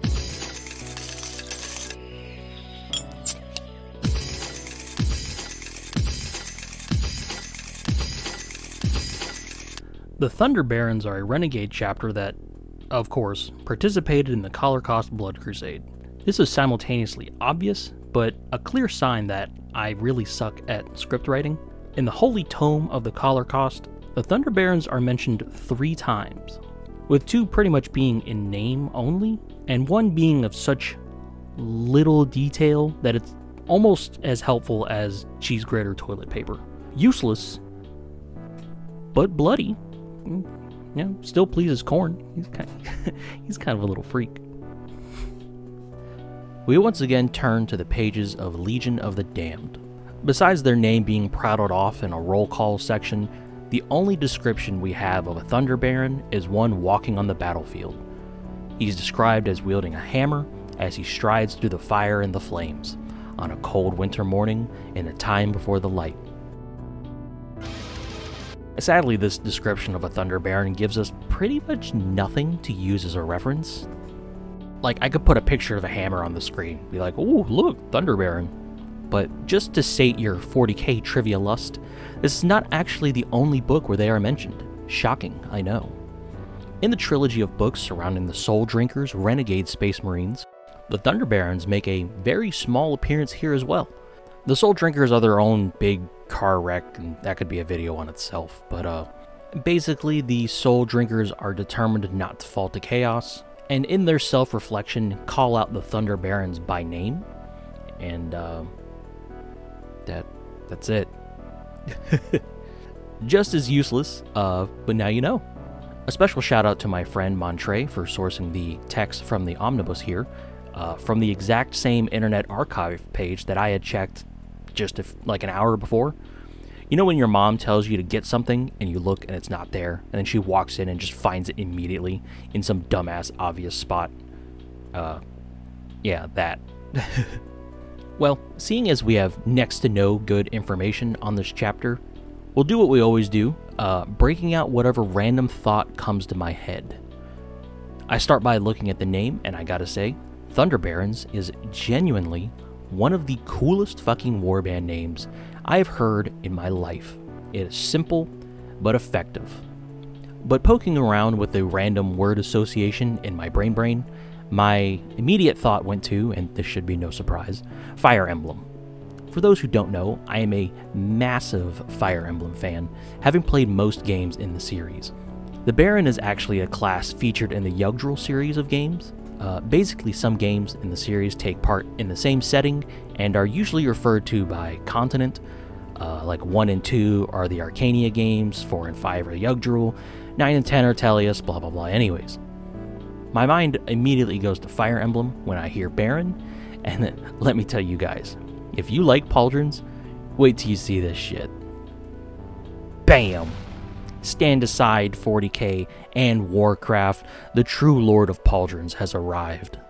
Not since Landgrisser have I seen Pauldrons so erotic, and that's saying something. Alright, let me get back on topic here. Basically, the Baron from Fire Emblem is what I think of. While in FE2 they were essentially endgame promotions for knights, with high offense and durability but low speed, in Fire Emblem 4, Genealogy of the Holy War, they were turned into an enemy-only class capable of wielding every weapon, including magic. And I cannot tell you people how much I love heavy armor spellcasters in any media ever. Like, what's the coolest thing about a wizard? You put him in some fucking armor. Barons were pretty much relegated to a class for boss characters in that game, and are a massive pain in the ass to kill. When Fire Emblem 15, Shadows of Valentia came out, it came with a redesigned Baron as a mid-tier unit since it was a remake of Fire Emblem 2, and please do not ask me why the numbered games in the series are numbered like 2, like 15 is 2, but instead of just like 2 remake, they just call it 15. Like, you got Fire Emblem 1, and then Fire Emblem 3 is a half remake of 1, and then half new stuff, and then Fire Emblem 11 is a remake of 1, and then Fire Emblem 12 is a remake of 3, which is a remake of 1, and it's a fucking mess. So we come out of this with basically 2 things. 1, 90s anime is peak, and 2, I imagine the Thunder Barons as like all-around weapon masters, capable of wielding any weapon with proficiency, but also sporting a pretty good amount of durability. Nothing like the Cleaved, of course, but you know, they're a little tough. While their colors may vary across character or concept art, they are red and purple in the specific concept art. So when we get around to painting, I want to try pushing the usual Khorne red over to a more like purpley side and see what we get, since they're basically neighbors on the color wheel. Finally, as the lowest rank of nobility in English nobility, we'll make them purveyors of a nice gaudy gold and grisly trophies, because everyone likes some purple and gold. I get messages about the Knights of Gold constantly, and yes, I will be revisiting them. Be patient. I have something planned for them. We're going to start the Thunder Baron off strong with this copy of Obsidia's Malix, originally from the Blackstone Fortress board game, but I scored this with my Start Collecting box, I'm pretty sure. We quickly take a detour before doing anything to harvest this top knot, as my Chaos Space Marine army, the Brothers Paradox, commonly use top knots to denote squad leads. Just a quick swipe of my knife, and one Chaos Legionnaire will be very happy about his promotion down the road. With the top knot extracted, I can finally remove the head, since I just hate bear heads in general. This isn't like a skin tone coloring thing. I just think it's dumb. Plus, in some way, like, I know a bear head, like, obviously a human face can express a lot of emotion, but I feel like a helmet can express character in ways a face can't. I'm not sure if that's like decades of mecha and tokukatsu brain rot or cope, but that's what I'm going with. Speaking of helmet, we'll go ahead and add that. This is a helmet from the newer Possessed models. I don't have that box, but I bought this bit while I was buying another bit. I think it's absolutely awesome, but it doesn't fit in the space we have here, so we need to remove some of the surrounding fur so we can get it stuffed in there. We also end up having to remove some of the hosing on the side of the head, but you won't see that when it's all painted up. The Thunder Baron in the book is described as wielding a hammer, whether that is a regular hammer, power hammer, Makita, Milwaukee, it is just unspecified. That being said, I'm going to ignore all of that and just use a power fist and a bolt pistol. The power fist is just generally way too cool and matches the energy of the pose. Plus, this is my favorite close combat loadout for leaders. It's just, I don't know, man, it's supreme shit. It can't be beat. Now, I wanted to do something unique for my Baron's Pauldrons. This is the Brutal Decor pack by Hydra Workshop, which comes with a bunch of various Chaos and Khorne flavored accoutrements. While this is a great resource to pull from at a later date, this part in particular caught my eye. I'm fairly certain it's intended to be attached to the Pauldrons right under it, but I wanted a classic Chaos Space Marine Pauldron. I printed these out, but specifically did not cure them, which left them a little bit more flexible, which was intended because I wanted to bend them onto the normal Pauldrons. I attached one side with glue, then lightly bent and secured the second post. With both posts in place, that's kind of hard to say, I filled the bases with green stuff, mostly yellow since it's softer and more like a putty I can kind of squeeze in, which eventually ended up with this being pretty damn secure. It was pretty durable as is, but just for the hell of it, I did cure it at this point. In the section about the Goremongers, I mentioned using some bits from the Desert Scavengers pack from Immaterium God Miniatures. That also had this tremendously over-the-top backpack that I just had to try. The Pauldrons and the power pack together left me with this. Now let me be clear, I do not care how impractical it is to walk around with essentially a fucking wagon wheel on your back. This is fucking awesome, and easily one of my favorite kit bashes, not just today, but in this whole damn series since I started doing Obscure 40k. This guy is peak. Super eager to see this in color, so let's just hurry up and get it primed. Between Khorne's Sacred Colors and the two Baron concept arts, we'll be going with some sort of red-purple amalgam sponged on in about the same way as everything else. The initial base coats were an eggplanty magenta mixture, with the topmost highlights pushed even more into a red magenta, but I'm not quite sure. Yeah, that says magenta? Yeah, alright, just confirming. Thanks, Past John. I started with a brown base coat across the whole mini, and made my way up the colors as we have been doing. I like the final result, but in retrospect, I kinda like the idea of just committing to the grapey, plummy, purple kind of color the new Baron has. I still like it, but as always, my best ideas are always after the fact, usually in post. The next step after the armor was the cape, and let me tell you guys, I fucking nailed this cape. I don't normally like painting capes the traditional way, both because I don't think it's very interesting, and I kind of suck at it. It's not a matter of sour grapes, I don't know, just kind of boring. For this cape, I tried sponging it the same way I've been doing the armor, working my way up the ladder of reds, and holy hot damn, not to brag, but this is one of the best monocolored capes I've painted in my life. As opposed to a smooth cape, this actually has some kind of, you know, texture on it. I did want to push the red a little bit more though, so I finished the entire thing with a glaze of red contrast mixed with glaze medium, just to kind of reinforce the redness. And honestly, what was awesome just got better. Like, dude, like, fuck yeah, man, like, this is awesome. I'm tempted to do capes like this forever. I got kind of lost in the sauce out of the cape and just started base coating things like crazy, but the only thing you really missed was the golden trim and some tan on the fleshy trophies. When it came to the wash, everything but the cape was washed with a 1-to-1 mix of glaze medium and army painter brown, not only to shade the mini, but a minor effort to push the magenta just a shade back down into the purple eggplantiness. It didn't quite end up working at all, so after that dried, I shaded the armor with a diluted Caribou Crimson, which wasn't exactly what I was going for, but it looked well enough for me to stop messing with it. As the last touch, I hit all of the tube mutations all over the armor and the eyes with some blue glaze to make it look like energy coursing through the tubes. This is also just an excuse for me to use my Gilliman blue glaze, which makes me kind of feel like I've got like old 40k painter cred. I don't, I'm just a poser. With the glaze on, it was just a matter of gluing it to the base and putting it on the little spinny thing for some close-ups.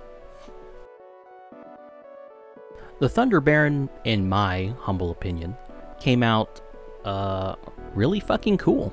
It might be a little bit too blinged up to be a sergeant. Alternatively, this is what's just like, you know, a sergeant, like aspiring champion guys just look like in this army. And, you know, the captains and lieutenants are just crazy. This is easily one of my favorite Kitbashes to date. And it's not like I put in a whole lot of like hardcore sculpting work onto it, which I think shows that you don't need to have a lot of sculpting ability to make something, you know, that's really fucking cool. I think my only gripe is the color. Back in the Mythos video, my custom chapter, the Vigilators, ended up with a nice eggplant purple that could be a good start for the color, but I could go a bit more ready, like in the concept art. I've been kind of looking around for like a pre-bottled paint that kind of hits what I like, and I have my eyes on Two Thin Coat's Sword Hilt Burgundy. I may try to get a bottle of that and then like fuse both of the concept arts together, so you would have that Sword Hilt Burgundy on the armor, like the newer design, but it would take the red cape of the classic design. Overall though, working on the Thunder Baron has kind of like instilled me with this random, like insurmountable feeling to adopt these boys into, like, for my own. Like, I really want to push these guys into something unique, you know, of my style. So we may eventually see a kill team project of sorts to help kind of like flesh out an idea. God knows my schedule is full enough, but trust me, I want them. I want the Thunder Barons. They're mine. So actually, despite everything I said today, do not kitbash the Thunder Barons. They're mine, not yours. So, so fuck off.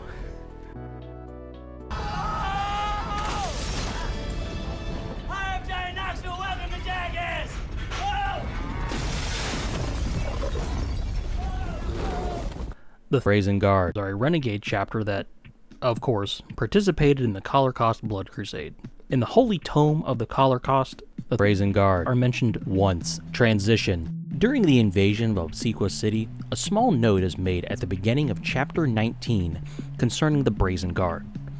We've already established that Corpus Captain Kirsch was mowing down dudes with a twin-linked heavy bolter, but our focus here takes us both above and below the emboltening. Atop a bell tower are 2 scouts of the Excoriator's 10th Company. With one having lost use of his legs, he was propped against the wall with a pair of binoculars to act as a spotter for both the sniper scout he was assisting and the ground forces over Vox. The sniper of the duo had vigilantly been taking out priority targets from their roost, including members of the Brazen Guard. Oh, were you expecting something else? No, that's it. That's their role in the book. It pretty much stops there. I truly hope you people appreciate the level of gap filling I have to do to make these videos even remotely watchable. It's like somebody comes over with a stack of papers and slams it on my desk, and they're like, alright, this is a stack of papers, but there's actually only 3 sentences in here. Make a video about it. That's actually not too far away from the truth. You know how people in The Sims 1 would keep like art goblins in the basement to do work for them constantly? It's the same thing here, except I'm making YouTube videos. Please help me, please help me, please help me, please help. So, just like the Thunder Barons, we'll poke around in my boxes and my brain and pull from the name to see what comes up, starting with the color scheme. Brazen, as a word, besides meaning bold or shameless, refers to the color of brass. One thing I do enjoy in general is ancient engineering, from architecture to arms and armor, to anything war adjacent really, and that occasionally sees me brushing up with ancient torture techniques. This is a transition into talking about the Brazen Bull. The Brazen Bull, also known as the Bronze Bull or the Sicilian Bull, where Sicilians represent, what up, is an execution method of dubious existence, with some people saying they totally existed and some postulating that the bull was an invention of the Dark Ages, simply to make the, old times seem really grim. The bull was made entirely from metal, the idea being to stuff the condemned into a compartment in the bull's body. A fire was then built underneath the bull, cooking the condemned alive, with the internal acoustics fashioned in a way to make the pained screaming sound like a bull's bellows. Whether you believe the bull was an actual device that existed or not, I think we can agree that that also sounds like an awful 1-star Airbnb stay. Also, I'm going to put in this other joke because it's a good point, but if that existed, that would be the worst fucking thing to try to clean ever. Like, haha, we just finished roasting this dude for our entertainment. Alright, squires and peasants and slaves, clean out the bowl. And then you gotta spend like the next 2 hours knocking out burnt chunks of your neighbor. While I think that's a pretty obvious word association, there's a small problem drawing the connection between the two simply from the name. The device is known as both the Brazen Bull and the Bronze Bull, implying a different material used in both instances, because brazen is brass and bronze is, bronze. While the bull may have been bronze, it makes more sense to assume brass, given the name of the warband I'm covering right now. Plus, if you type Bronze Bull into Google, it brings you to the page for Brazen Bull, so I'm kind of the mindset that the Brazen Bull is like the quote-unquote more common name for this thing, Now, at the same time I was thinking of all this, I had been playing Total Warhammer 3. Even though I have beaten a Chaos Demon campaign for this game, bringing the light of the Emperor of Mankind to the vile heathens of the Chaos Waste, I try to get a game of this on occasion because I just genuinely, really fucking suck at this game. But I want to be good at it, Every victory was a fluke, with the only PvP match I've ever won being a meme list where I just shoved as many Carnotaurs as I could into the points limit. Fuck, my morale went out. That was bullshit. Fuck your fucking Carnotaur pack. It did occur to me, though, that for that whole campaign, my most beloved and consistent unit was the Chaos Warriors of Khorne, the ones with the shields. Not only are they cool, but they're damn useful, and it occurred to me, could I fuse Fantasy Chaos with 40k Berzerkers and get something that looks somewhat good? After all, the Chaos box did have this little supply of Blood Warriors bits, so I'm gonna give it a try. To start the model off, we go with the leg torso subassembly as usual. I chose a running berserker pose. Not only did this also come with a separate holster, but it also came with this decorative chain that hangs from the belt. I could have left it off, but I didn't really see a reason to take it off either. Kind of adds a little dynamism, you know. In the previous section, I covered the Brutal Decor pack, and I'm using it again since I had printed this rack of skulls with no real idea in mind on where to use it, but I decided to use it here for the Brazen Guard. Attaching it meant removing the upper spikes from the power pack and adding a little bit of a spacer where I pinned it because it just wasn't really long enough, but pinning it in left the connection pretty damn strong. Now this is a chest plate from somewhere, some Blood Warrior kit, and I wanted to try grafting it onto the front of the Berserker body. This would have been a lot easier if I had done this before gluing the torso, but I didn't know I was going to do this when I started. First thing involved cutting off the front of the torso, paying a little extra attention to around the abdomen area. The new torso does not have any kind of abdomen covering whatsoever, so it's crucial to try to preserve the tubes and cabling on the original torso, so I don't have to resculpt anything. I attached the new breastplate with sprue goo, making for a bulkier decorative breastplate. Everything still attaches just fine to it, but the spot for the head to slot into the neck is just a little too small, but it still fits. Now while the right arm was covered, you know, using another axe from the Blood Warriors kit, I was kind of torn on what to do with the left arm. I really wanted a shield, but I didn't have a Chaos Shield, and it would have taken a long time for those bits to get here. I could have 3D printed something, but at this point I had already put my printer away and I was feeling lazy. I did consider improvising with these knuckle duster things. Sorry, Age of Sigmar players, I have no idea what this thing is, but it is cool. But it didn't feel right with the pose.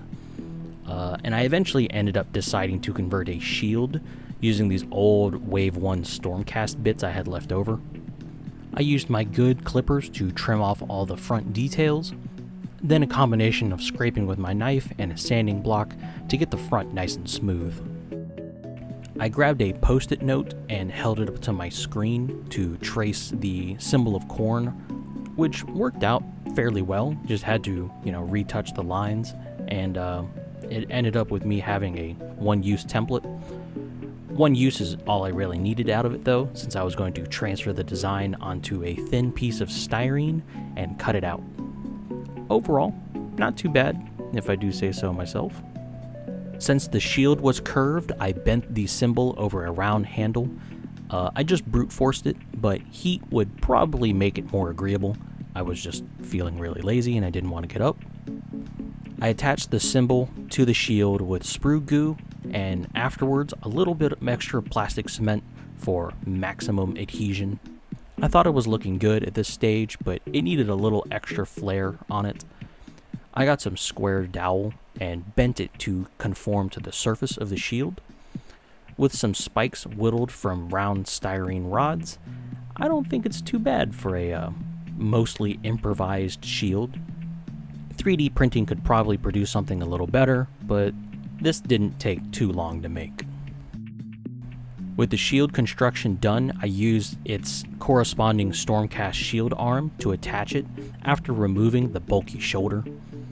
I was unsure of which pauldron I wanted to use for the new arm, either a intended 40k pauldron or a Blood Warrior pauldron like on the other arm. I decided to try the Blood Warrior arm for symmetry's sake, cutting off the arm and harvesting the entire shoulder pad for later connection. Before connecting both arms, I did have to make one change to the right arm. He has a normal axe, and I wanted to change it to a chain axe. Having no chain axe would have made the model feel a little bit too fantasy for me, but I think adding that chain axe pushes it back into 40k. The actual conversion was super easy to do. I just pinned the chain axe onto the regular axe handle, and it was good to go. With both arms attached with small blobs of green stuff, it was ready to paint. For a conversion, I think it looks pretty solid, you know, being the love child of Age of Sigmar and 40k, and I do have some ideas later on how to convert this aesthetic even further, but for now, let's go ahead and paint. After perusing the wikis and some art sites and Google, I didn't see a Khorne warband that was entirely brass, so I'm going to do that with a little bit of a twist. I began by stippling brown, like mostly every other model in this batch, followed by a sponging of pale gold that I made by mixing my gold and silver together, which I think produces a pretty nice brass color. I love watching this part of the footage in post. It's just like an explosion of brass, you know, it's so striking. It kind of reminds me of those videos with people who like electroplate model kits, you know. With the metal base coated, I grabbed a dark gray to base coat all of the black bits, straps, tubes, all that. I also base coated small areas like the skulls with white and other metallic bits with silver. You know, this is all the side small stuff that you gotta do every time. That's not interesting, but you just gotta do it. Now the twist is that I wanted to do verdigris on the armor. Before getting to this step though, I wasn't even sure if brass, like, did it get verdigris or did it rust, you know? I have no fucking clue. But I went to Google, I checked, brass does, it gets verdigris. I found a nice, easy verdigris tutorial by Cult of Paint, and they started with a mix of Agrax Earthshade and Pterodon Turquoise. Both happen to be colors that I happen to have, so I washed the entire model with this mixture. It was more like a light wash. I didn't throw it on too heavy, you know. From there, I took a very thin turquoise and glaze mixture and lightly laid it where water would collect if it was like raining or water was running down the model's armor. For the final step, I mixed some white into that mix for the deepest recessed parts of the armor, and I'd like to show you the process of doing that part, but apparently I didn't film it, so that just gives you an even stronger reason to go look at the original tutorial, which is, you know, way better than anything I could do, really. But since my footage mysteriously vanished, well, there wasn't much to do anyways, so I'll just get to the final shots. Even though I apparently just fucking gave up during the filming process, the Brazen Guard is one of my favorites of this batch due to just how much it stands out in the crowd. I don't see a lot of fully metallic Khorne models in 40k, and to have verdigris on top of it gives a lot of visual identity. Speaking of identity, I made a point when talking about the Brazen Bull earlier that I had some ideas for kitbashing this army. It may be kind of cool to push that connection to the Brazen Bull. Stuff like, you know, bull horns and horns in general. Maybe making like some Minotaur-esque mutants, or maybe a Chaos Lord on a Juggernaut that looks like a bull, you know? Warhammer Fantasy has Hashut, a minor Chaos god depicted as a flaming bull, who is the patron god of Chaos Dwarves. So maybe for 40k, his aesthetic is kind of lumped in with Khorne, you know? Or maybe Hashut has like a minor presence in 40k, and the Brazen Guard are his little piece of the pie. I don't know, but I feel like there's a good tidbit of potential there to fill a whole army if you get creative.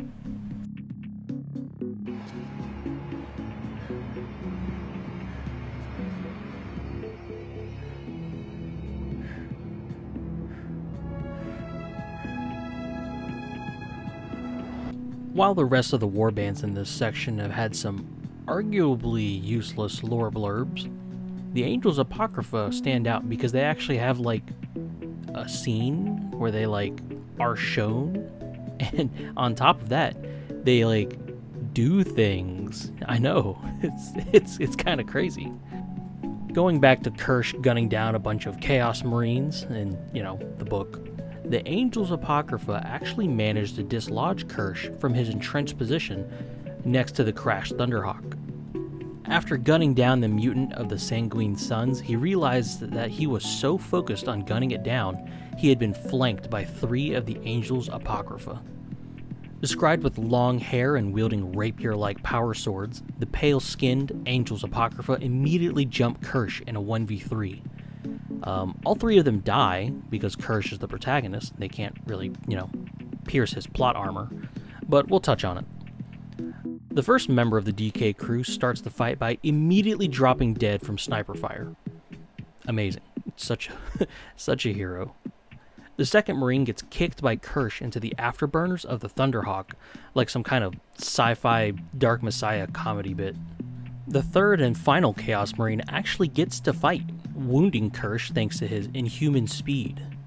His innards are eventually probed by Kirsch's sword, but he did get a hit on the Corpus Captain before he died, so honestly, in the grand scheme of things, the Angels Apocrypha are doing way better than any of the other idiots on this list. The first step, as always, was to assemble the torso, which didn't really get any major modifications. This body in particular was from the Berserker box, but one of the more neutral poses. The right arm I wanted to use was bare-skinned, so this smaller rectangular pauldron was, the intended bit. However, I decided to shave off the Khorne symbol on it. I randomly decided that, the Angels Apocrypha are not as concerned about having Khorne's symbol slapped onto everything. Plus, variety. That would kind of give me a thought in post-production, but for now we move on to the left arm. I chose this chainsword wielding arm from the Legionaries box, and it mostly worked as is, but I wanted to tilt the arm up and the blade down. This meant cutting a wedge into the shoulder to allow a flatter connection to the torso, but the first thing I had to do was actually convert the sword. My idea here was converting this chainsword into like a power sword or a power rapier, essentially. I initially tried to use brass rod for this idea, but this was really, really stupid because it didn't need to be metal and it just took forever to, file it down. Eventually, I did decide to move to a round styrene dowel, but remembered that the cross-section of the blade would end up being circular. Circles are not a very common cross-section for European thrusting swords, such as rapiers. Early rapiers most commonly had a rectangular cross-section, sometimes called a thickened diamond. The cross-section doesn't really allow for an edge, not really sporting a lot of cutting power. But later innovations to the rapier saw to permutations like the edged Spanish rapier becoming more popular. Anyways, I like the idea of a Khorne unit wielding a thrusting sword, which is pretty uncommon in the grand scheme of things. I feel like a forgotten aspect is that Khorne is kind of just the patron god of martial prowess in general, and martial prowess does include things like rapiers. Like any martial weapon, we should see a big variety of weapons with Khorne units, but it's always like chainsword, chain axe, eviscerator, that's it, Anyways, for the power rapier, I used the smallest square dowel that I had on hand. There's probably a smaller size dowel that I could have used, but I just had to use what I had here in the workshop. And I think it looks pretty cool, honestly. It's different. And different's not always bad. I toyed with the idea of a bell guard, but I didn't really settle on anything, and by the time I had finished the model, I still didn't really think of anything. Fuck it, whatever, let's paint it. When it came to the color scheme, I looked at the name, Apocrypha. Constructed from the combination of Greek words meaning away and hidden, Apocrypha were originally non-canon Christian texts meant to be read in private. The Apocrypha are writings related to the Bible that are generally deemed not canon, usually placed between the original Testament and the Testament HD remaster. They're not exactly scripture meant to be taught, but rather people read the Apocrypha to maybe gain some insight on the actual practice of instructing people. Like a set of texts that you kind of glean some teaching tips out of. This is eventually related to the word apocryphal, which means of a doubtful authenticity. Of course, due to the passage of time, this eventually came on to take on a negative connotation, such as being false or even heretical, because God forbid you don't live your life like good, peace-loving religious folk. To me, these people would murder your ass for misquoting some random paragraph as long as Jesus gave them permission slip to do it, but I digress. Ignoring my beef with organized religion for a second, the Apocrypha is, in essence, related to canon, but hidden away. When I think of Khorne's sacred colors, red, brass, and black, Black sticks out as the obvious candidate for this sneaky hidden away color, and it's not really the prominent color that you see on a lot of Khorne warbands. So what I ended up wanting to try was something that stuck to the color scheme, but has no red in it. So it's still Khorne, but not directly Khornate. Not related to the Khorne canon, the Khornen, if you would. Unlike every other model that started with a sponging of dark brown, I'm going to start with a dark gray.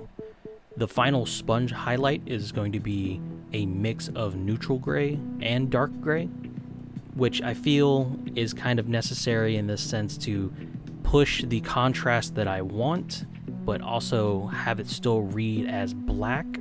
I do get paranoid sometimes that the black that I paint, it just looks dark gray. And as much black armor as I've painted during my time managing this channel, the more content I am with my process of painting black, the more discontent I am, if that makes sense. I don't know. I'm tired of being haunted by black armor. This fucking sucks. Why can't I just be happy? After finishing up all the black, I painted on the brass areas, but I went a little more on the gold side rather than a paler brassy tone. My mix is usually a 1-to-1 for that pale gold I was talking about earlier, but I don't think I put enough silver into it, so it's a little more gold, but you know, we'll live. After getting all of the brass set up, I painted all of the leather sections with a dark brown, highlighting it with a neutral brown. I've explained this before, but like if it's black armor, I like using brown pouches, or if it's like leather, I'd use black, you know, like it just having black straps and black pouches on black armor, it all just kind of blends in together. So I like using brown in these situations to kind of help, you know, give it some definition from the armor.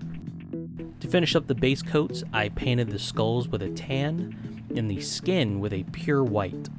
The text says they have pale skin, and I'm going pale, and you can't get any paler than pure white. The entire mini was washed with the mixture of marine juice, and I turned my attention to the sword.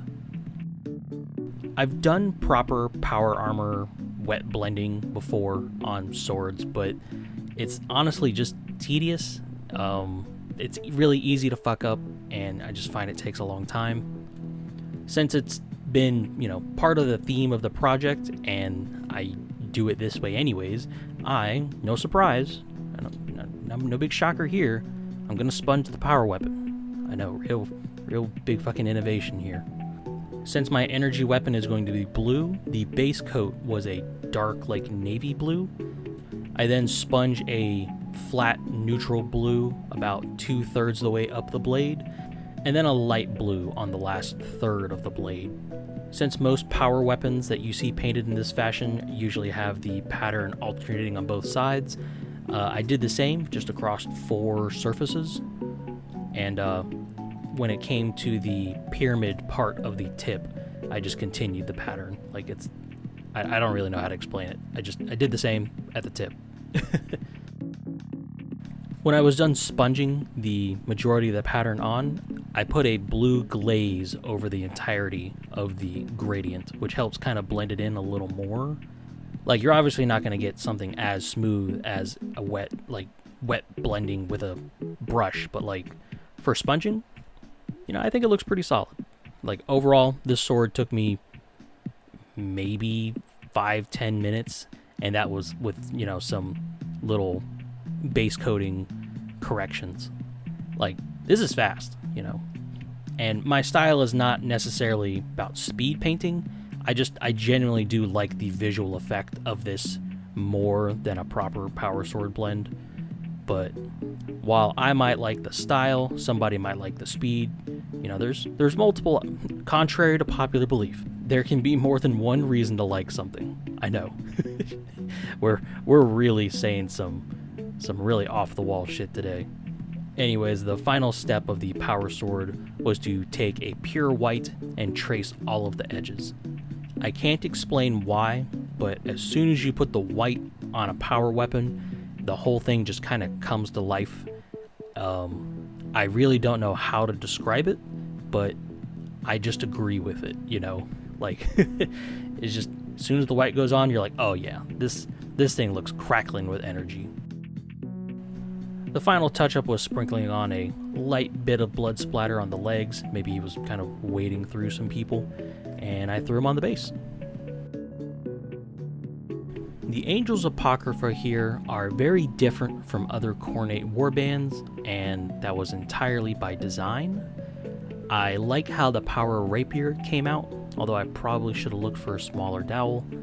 Where I'm more committed, I could have probably taken 2 pieces of flat styrene, joined them together, and then sanded down both edges to really get a nice, wide, flat diamond cross-section. But that would have taken more time, and as they say, time is money.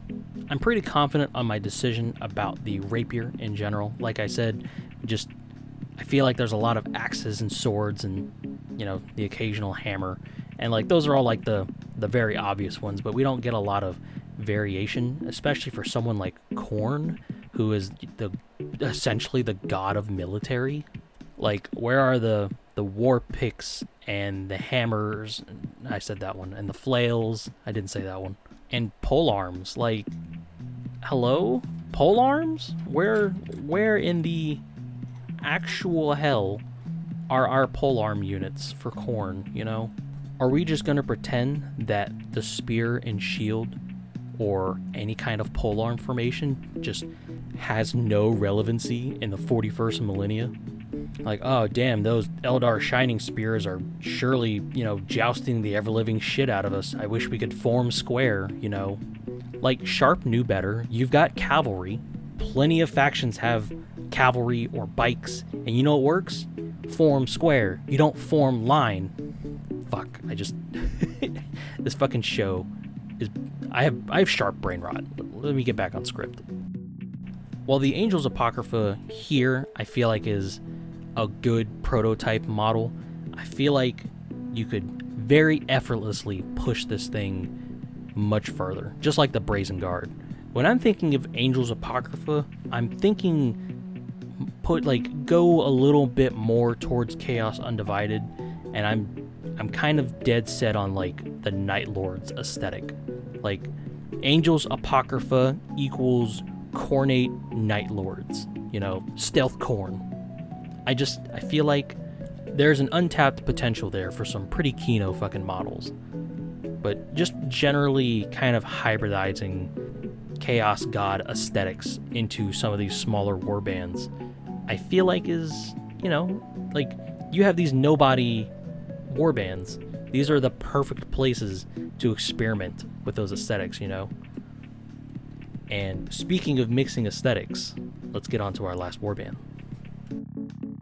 Are you a tits or an ass man in the end? Because we did never get an answer on that. I ask myself that every day. And did you ever find resolve within your soul on that issue? Yeah. Which is the answer? You're a Khorne man. I'm a Khorne man. It's a tough call between tits and ass. We discovered raw Khorne. But I respect that you dodged it, and so I won't press you much harder on that. The Bloodstorm are... Alright, well, what can I really say that I haven't repeated like 5 times now, so let me just get into it. Towards the end of Legion of the Damned, Chapter 20 specifically, Obsequa City is pretty much pounded into dust when the city is suddenly bombarded with debris from above. Kirsch had found a bike belonging to a Space Marine scout and was gunning it down the cobblestone road, holding out his Gladius as he drove by cultists and mutants. I mean, a Gladius is nowhere near as effective as the Road Rash 64 Giant Banana, but, you know, you make do with what you got.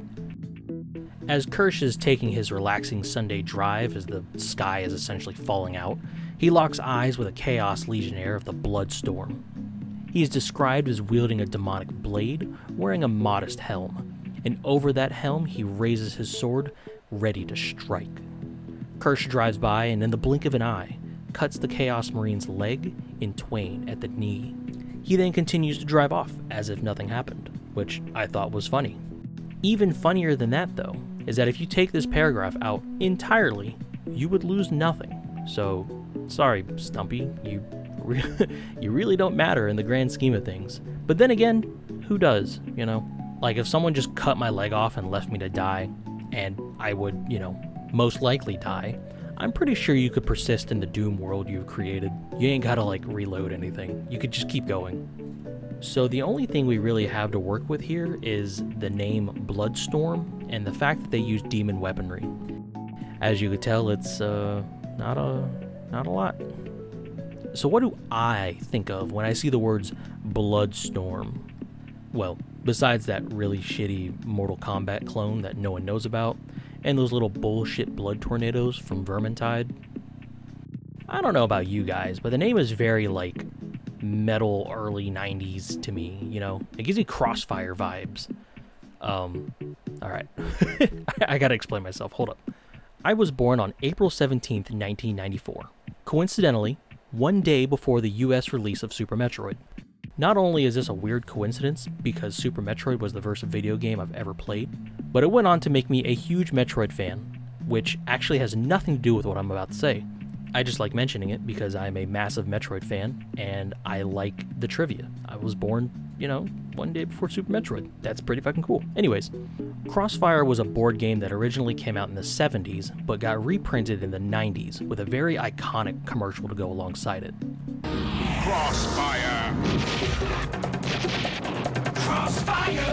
You get caught up in the crossfire!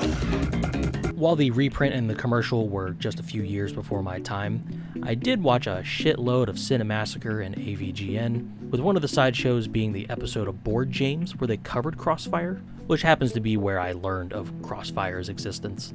Hey, stop touching my balls! Honestly, the commercial is, like, really catchy. Like, it's such an earworm. I just reference this randomly at times. We'll just be playing a game or something, and then someone will mention something about the Crossfire, and I'll just say, "You'll get caught up in the Crossfire," which is so weird because I've never been in the same fucking zip code as one of these games.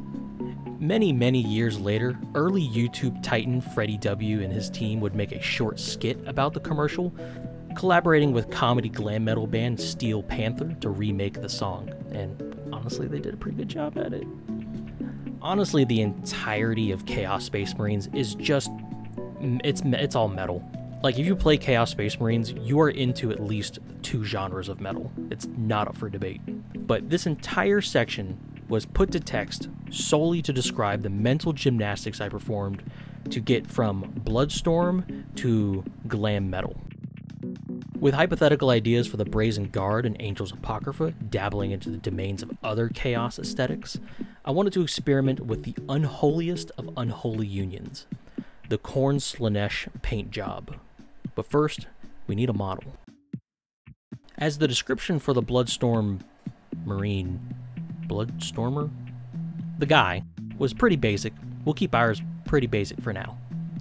As there was mention of a demon sword, we'll go for a pose that accentuates the sword. In this case, we'll assemble this leaning back torso. This will pair nicely with the arms for the only 2-handed sword in the Khorne Berserker kit, the Eviscerator. We'll need to change the blade though, and for that we'll harvest and modify this modify the blah. Fuck it, whatever. Everybody gets a blah. Both blades were removed from their original handles just above the hand, allowing the sword transplant to be a simple matter of pinning the new sword blade into place. The pauldrons were glued into place alongside a regular Chaos Marine helmet, which I chose due to some kind of weak reasoning. The Marine in the text was referred to as a Chaos Space Marine, which is specifically not a Berserker. You would think that wouldn't matter much, but in a book that's about 400 pages of, oh my god, look at all those Khornate Berserkers trademark, I'm going to justify not using a Berserker helmet here. Additionally, were he to have the big goofy rabbit ears of the Berserker helmet, I think it'd be kind of hard to hold a 2-handed sword above that helmet. And before we get to painting, we need to prime it. I am not mentally well. I've always been of the opinion that non-mutated Emperor's Children kitbashes are generally a little more on the light side, with the real oomph being in the painting stages. Looking at the Emperor's Children, there's usually a high degree of variance across their armor. Like, you got the purple and the black, and as long as you got the purple and black, you're like 90% of the way there. even if it was a complete accident and now you kind of regret it, but, you know. It makes me think of other official warbands with crazy-ass patterns on their armor, like the Lich's Lab favorite Disciples of Destruction, the Flawless Hosts, Apocalypse Company, maybe even the Knights of Blood, the bad Knights of Blood, not the good ones.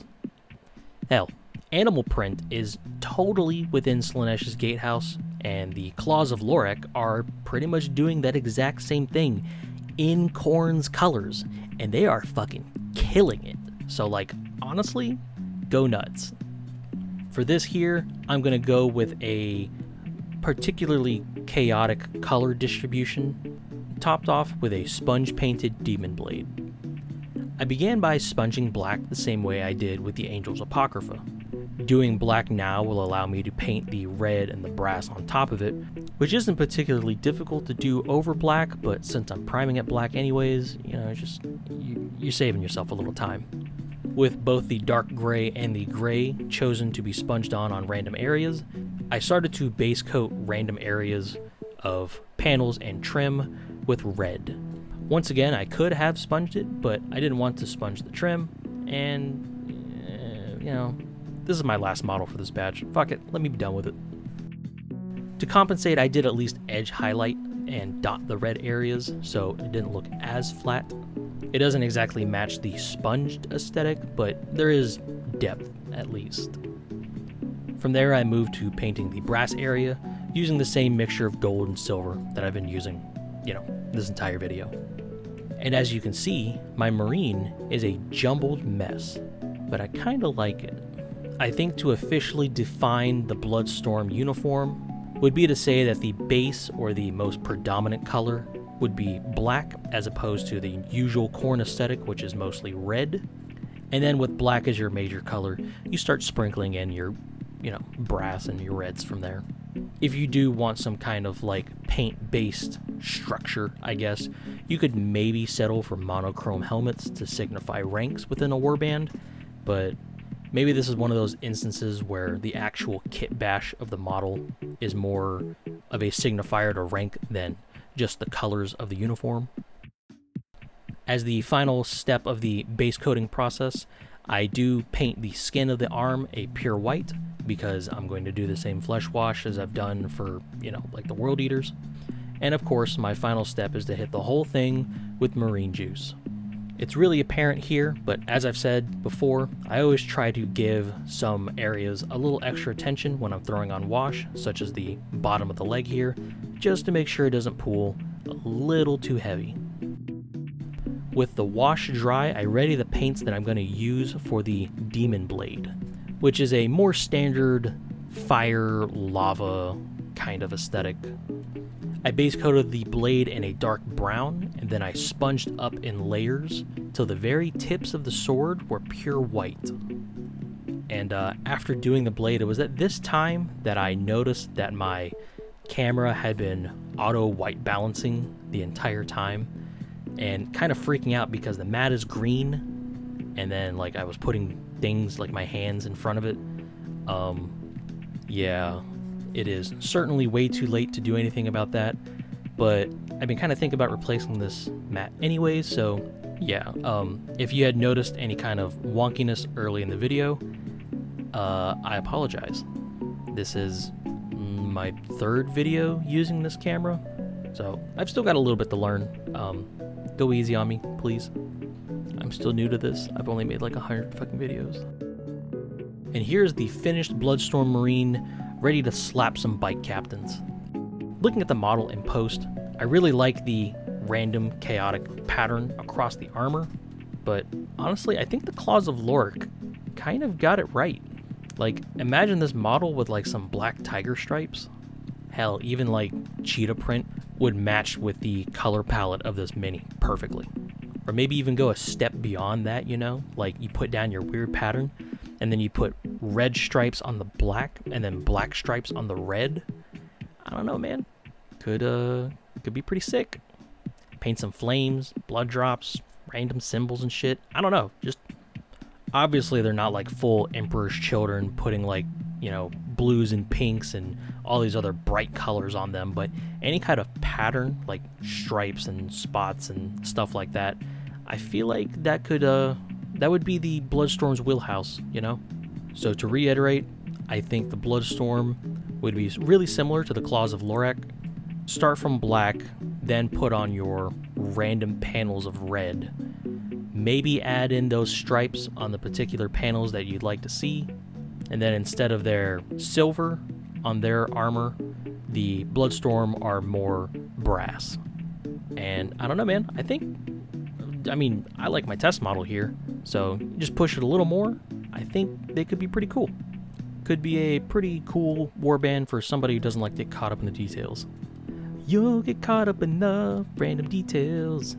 Yeah. And here we are at the end. Every worthwhile warband of the Cholercaust Blood Crusade. One aspiring champion per warband, each given either a concrete aesthetic identity or ideas for you to flesh out yourself. This is my first large project since leaving my job, and I wanted to say it was nice to have something to focus my attention onto, even if I did make a lot of painting mistakes, and it took like 2 weeks longer than I had initially planned. I'd like to thank everybody who's supporting the channel, whether it's just watching the YouTube videos or supporting me on Patreon. Having a steady income to handle my bills while I'm looking for a new job has given me the peace of mind to make that big life change, and I am honestly so thankful for that. I'd like to say a special thank you to our newest patrons since the Mordheim video: Grace Den, Iron of the Spoon, Martian Vibe Hunter, and Jonathan Smith. If you really enjoyed this video, I'd love to have you over on Patreon. If not, I would be honored if you think I earned a subscription, or at the very least, I would appreciate it if you just had a good time, maybe share it with a friend. I made a community post recently, but we recently surpassed 15,000 subs and 1 million channel views, which I literally cannot even wrap my small brain around as like a number relevant within my life. I genuinely cannot thank all of you enough for helping the channel to hit such big milestones, and I really hope we can just keep going up from here. Although the channel is currently structured to jump between 40k, something not 40k, and back and forth, you know, for a little while, just to get a little more variety on the channel. We may have a small army update in the meantime, since I've been meaning to show this off for months. But as always, keep an eye on the community tab. I post there at least once a week. Thank you again for watching, and I hope you have a lovely day.